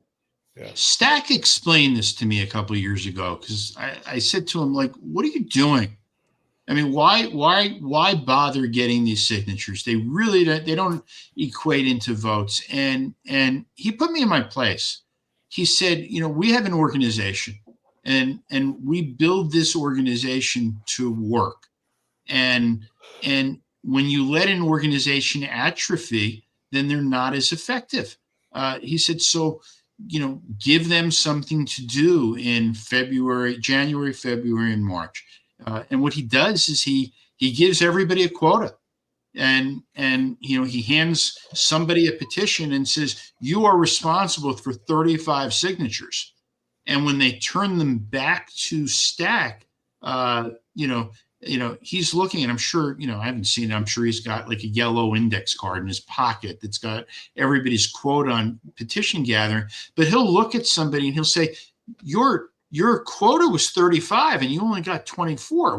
What's going on here? And do I have to worry about you? Do I have to worry that you're not, you know, going to be able to perform for us? And then you get the people whose quota is 35 and they come in with 235 because they want to impress him.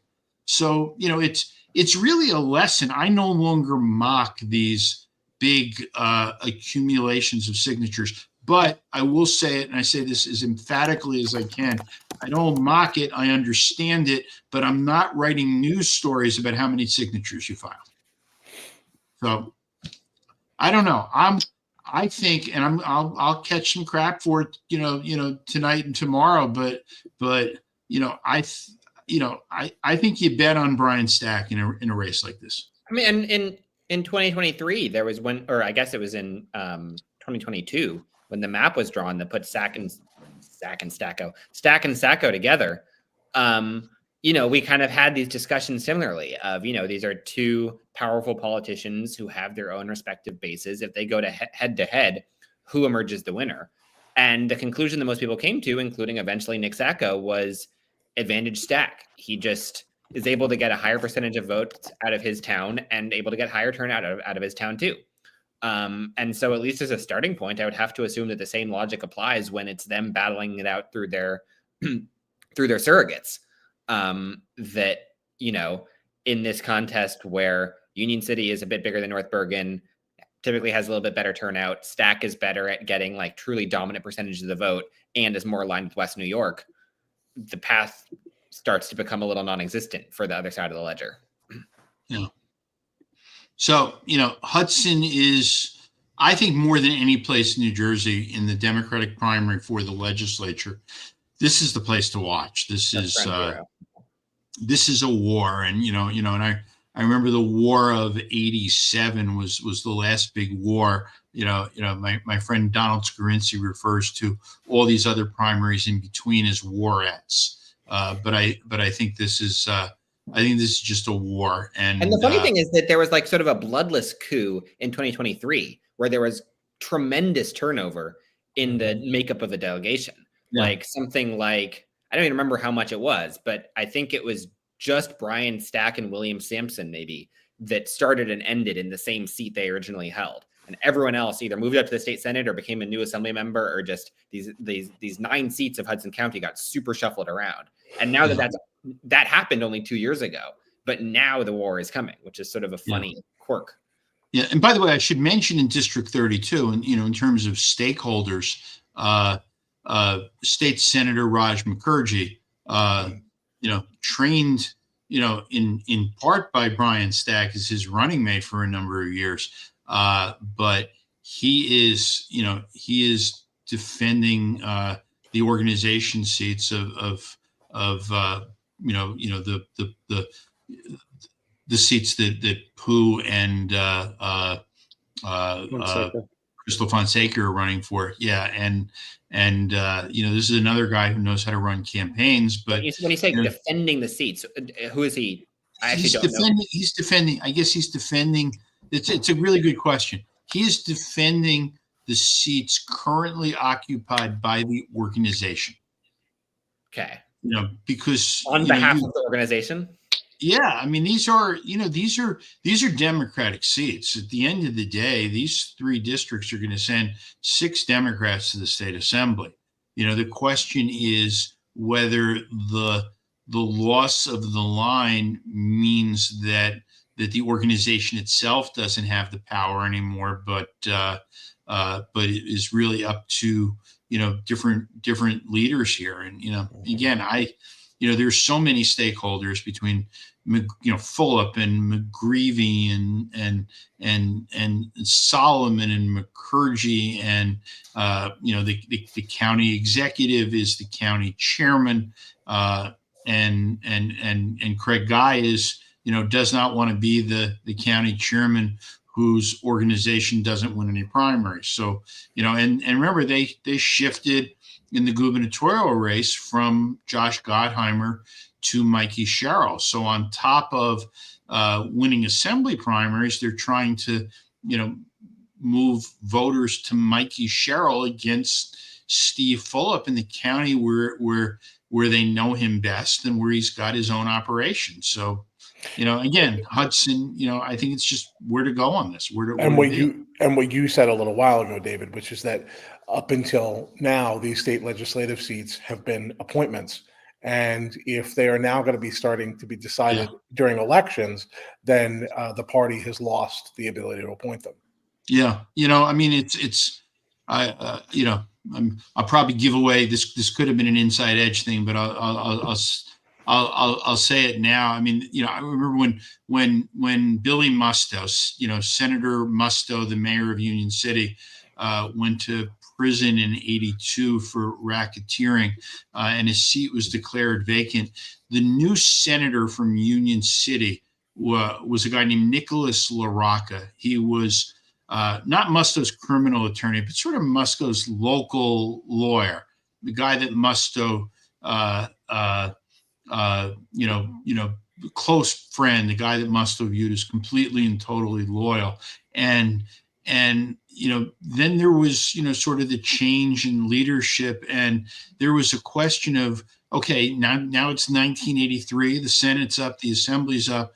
What are they going to do with Senator Nicholas LaRocca? And I remember being in the State House in '83. I was there with a state senator named Lou Bassano, whose campaign I was running. And Lou sees LaRocca in the hallway and says, "Hey, Nick, are you going to run again?" And Senator LaRocca says, "I don't know. Billy didn't tell me yet." and so here's Billy Musto in a federal prison, and they are waiting to see who Musto decides is going to run in that district. That's the old way of doing things in Hudson County. The new way now, apparently, is you have to run campaigns and win elections and get those things you call votes. So that's what's at stake this year. Yeah. I mean, that's it. It's you've got your chance now. Let's it's here's something. Let's see if you can not let it become nothing. So I don't know. I could do better, but it's late. It's late. 34 is another full primary against the organization. It's two freshmen defending their seats against two full-up candidates. Again, I think the advantage is to the organization, but let's see what kind of campaign they can run. I mean, I feel like I would brush 34, 35, 38, 39. Yeah, those four. 35, I think, is a really good primer. Well, 35 has some interesting dynamics. I mean, with a lot of these fill-up candidates, we can talk about who the people are and who the incumbents are, but to a certain extent, like, we just don't know yet whether we don't know which of these fill-up races outside of the couple that we've kind of already identified are going to take off. So it could be 34, it could be 38, like, we don't know. But as it stands right now, we just sort of know the people running and we know the basics of the race, and we'll have to wait and see whether they kind of come online. But you do have to say, like, 34, Brittany Claybooks ran last time ran for Congress. And she did not run the kind of vibrant campaign that maybe some people had thought or hoped, or, right. So if that is the kind of campaign she runs again, then she may not amount to much, right? But, if it's a different kind of campaign, different story. She raised practically nothing running for Congress. Right. Her largest donor, and I say this with no disrespect at all, I think her largest donor was Anthony D'Angelo. She wasn't able to. She was not able to sort of harness the Kim organization that she had worked for. Andy Kim didn't endorse in that primary. That was the one that LaMonica McIver won. So I don't know what we're looking at here. Again, you just. There's a lot of them, and there's still some time, but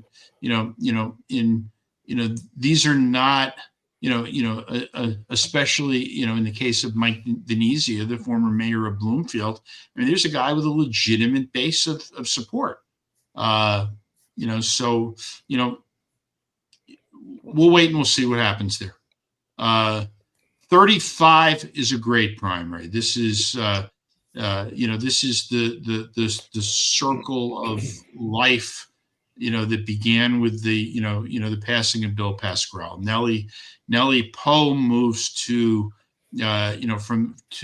Congress. Benji Wimberly moves to the Senate. Al Abdeliz, a councilman from Patterson, moves to the Assembly. He becomes the first Palestinian American in New Jersey history to serve in the legislature and in a district where there is a burgeoning Arab American population. And then Siobhan DeSumter is retiring. She came within one vote, literally one vote of winning a state Senate seat, and it's not there. And she made a decision that it was time to move on. And you've got some strong candidates there. You've got, Abdelaziz, for the reasons I said. Orlando Cruz is a Passaic County commissioner in a district where Hispanics have the largest block of votes. You've got Kenyatta Stewart, who is the Newark Corporation Council. I mean, this is a guy who could win an assembly primary, and arguably, if Baraka became the governor, might serve in the assembly for a week before he leaves to become, I don't know, attorney general or chief counsel or something like that. So, and then Romy Herrera is the Fulop candidate, and he is the only one from the Bergen County portion of the district. He's a former Garfield councilman. I tend to think that this is, the organization is with Abdelaziz and Cruz, but we'll see how much money Kenyatta Stewart puts together, and we'll see if this is comes back to the governor's race, and it is a huge test of is Patterson going for Mikey Sherrill because that's who Andre Sayegh, the mayor, is for, or is it are people going to break away and go for a candidate of color? And a lot will depend upon fundraising, and a lot depend upon what kind of campaign these four candidates actually run. And this is the only district in the state where there's going to be a Senate race this year, the special election with Wimberly and Filippelli. Yeah. And Wimberly has no primary challenger, too. Right. And neither does Filippelli. Right. Yeah. And by the way, this is, again, no disrespect to Senator Wimberly, but this is, you win a state Senate seat by one vote on a vote of the county committee, and now you're unopposed in a primary. Right. I mean, it's just, I talked about 32 being what the people wanted when they got rid of lines. This is not what they thought would happen. And again, this goes all through the state. Joey and I have talked about this a bunch of times. I think Mike and I have talked about it. Zach, I apologize. I haven't discussed this with you yet, but you're new, and I'll get to it. The reality is, I think it's going to take a couple years, couple cycles for people to be emboldened enough to say, I don't care about your stinking convention. I don't care about your organization endorsement. I don't care about your slogan. I'm going to run for the state assembly. I'm going to raise money. I'm going to campaign, and I'm going to let the voters decide. We saw this in the governor's race because it didn't discourage anybody, but it hasn't filtered down as quickly as maybe some people thought it would.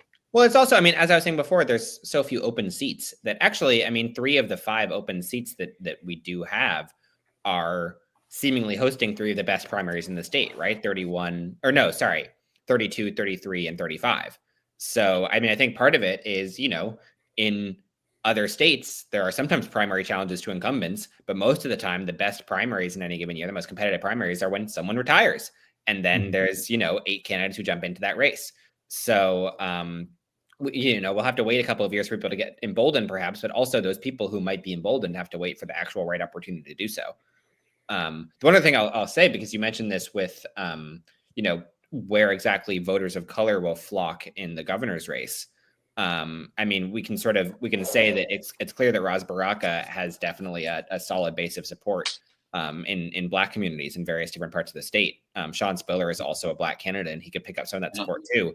If you're going purely on racial lines, which is not how voters necessarily vote, but some voters do oftentimes look for candidates who come from their own ethnic group. There is not an obvious funnel for Hispanic and Asian American voters because the Democratic field is 4 white candidates and 2 Black candidates.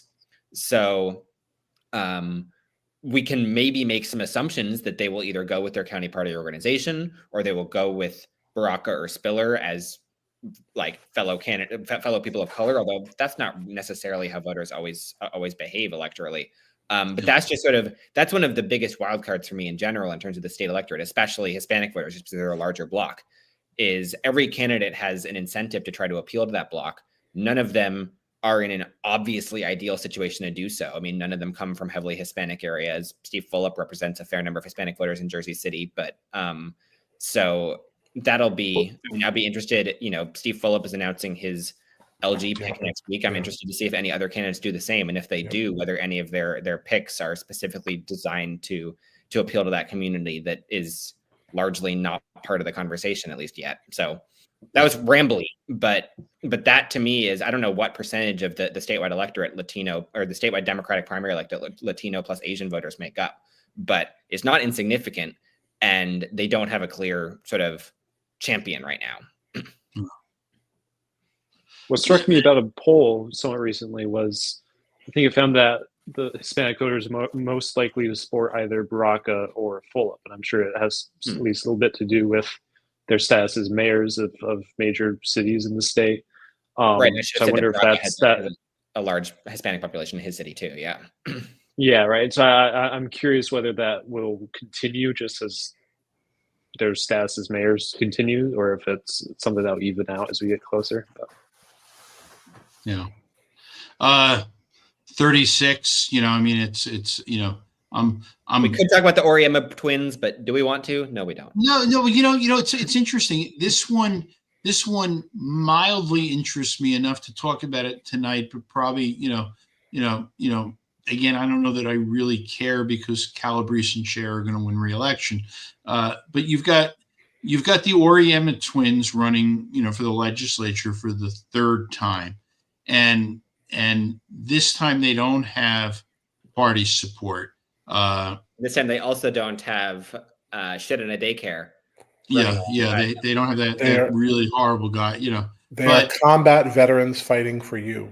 Yeah, and so think about this is exactly what interests me is Chris Musto was a Lyndhurst school board member once, and Diane DiBiase was is a councilwoman, and I think it's Carlstadt. I'm not absolutely certain of that. And and the Oriemas have run 3 times, but Bergen County Republicans have changed their slogan from Republicans for Responsible Government to endorsed by Bergen Republican Organization. I'm curious, in a race of 4 candidates in which none of them are going to spend any money in this primary, does that combat veterans fighting for you slogan, is that, I look at it on what I see in front of me, and I'm thinking it's not a bad slogan. Right. As non-organization slogans go. So,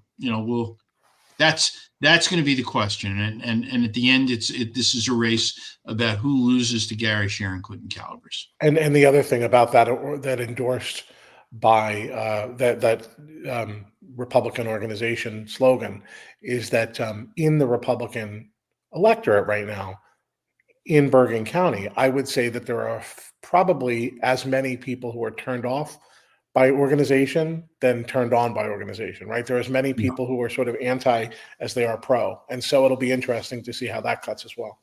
Yeah. 37 is, potentially a really good primary with Shama Hader and Ellen Park against Tamar Warburg and Daniel Park running with Fulop, and then Yit Stern and Rosemary Hernandez Carroll. I think this is this is that Teaneck, Englewood Cliffs, Tenafly district. It's Loretta Weinberg's old district. It's got a heavy Orthodox Jewish community. And you've got Tamar Warburg running with Steve Fulop, and then you have Yit Stern, who's sort of a name from the past, also out of that community. And I don't, again, this is one I don't want to handicap yet. Hader and Park had a run.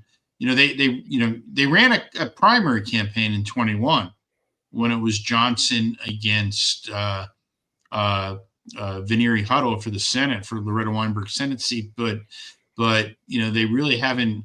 That campaign wasn't about them. It was about the top of the ticket. The organization ran it. I want to see where the money is in this district, and I want to see where what this grassroots operation is like, and I've got to wonder whether Yit Stern is going to pull enough Orthodox votes away from Warburg to maybe boost the incumbent's chances, and maybe they won't even need it. I don't know. And I was going to say I went to Fulop Town Hall in Teaneck recently, and Warburg and Dan Park were both there, and saw some of that tension of the Jewish community between Fulop and people who went to the town hall because of Fulop's opposition to a bill that would enshrine essentially a specific definition of anti-Semitism in the state. And that was something that even Tamar Warburg, who is his running mate, said, yeah, no, I disagree with him, and disagreed with him in front of the dozens of people who were there. And she said she respected Fulop's position, and even if she didn't agree with it, she respected it and thought it was well reasoned and yeah. Sorry, I'm rambling here, but she said any other boss would have kicked her off the ticket had she disagreed. But Yeah. she made a note of saying that wasn't the case there. So it's getting interesting over there. Yeah, I mean, 30. We'll see. Joe, the one of the candidates I see on the Republican side that we thought was running just never filed petitions, and again, I don't know, I don't know if anybody's going to do anything about it, but I see, that the two Republicans filed with 24 more signatures than they need, and that is risky in a Democratic district like this.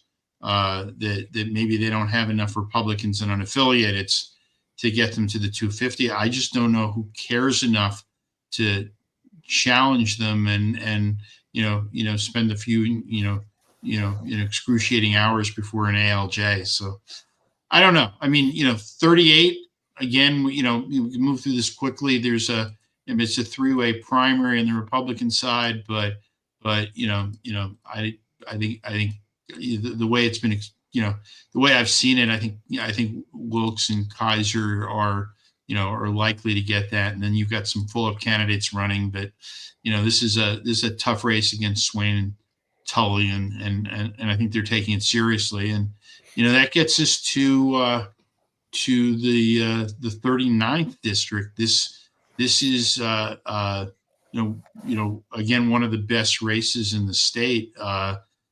You got two incumbents, Bob Auth and John Azariti. They were supposed to be on opposite tickets, and all of a sudden now they're running mates, and their opponent is Frank Pallotta, who has run for Congress twice, has his own money, understands how to sort of move through these campaigns.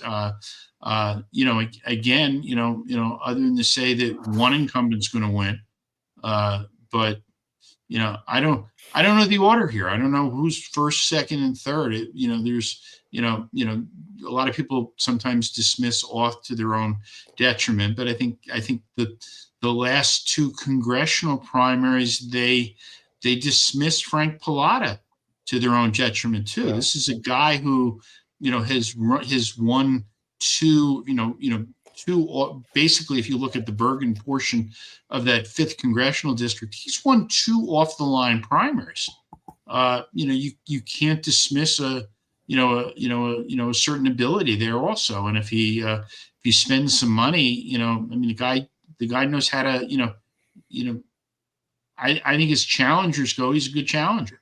May very well be the best known name in the race, given the high profile races he's run in the last couple of years. Yeah, right. Yeah. That was what I was going to say. I was going to bring up Ravi Bala as well, where it's two people who, they've got their detractors and their proponents and their whatever in the sort of local internecine wars of their respective areas. But anybody who discounts the fact that they are likely by far the best known people, because even like a cheap congressional race would be a massively expensive state legislative primary. Mm-hmm. And so they just their names are going to just be way out there, way more. They're going to be just sort of a known figure to your sort of man on the street primary voter. You go up to someone randomly and say, have you heard of John Azariti? Who? Have you heard of Frank Pallotta?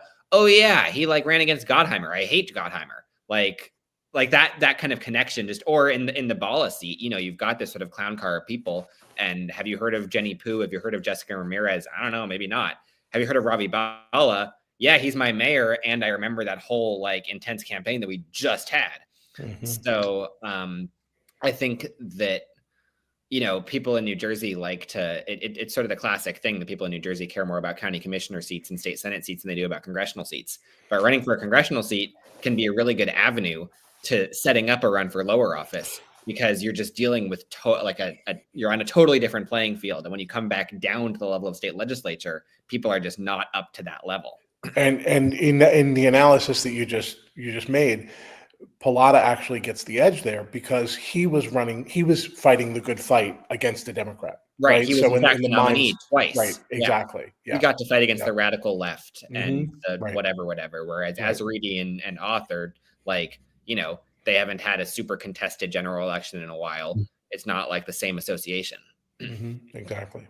Yeah. I mean, this is another one where they've got to run campaigns, and these are the kinds of races that will clear a path for other non-incumbents to be unafraid of running in these races in the future.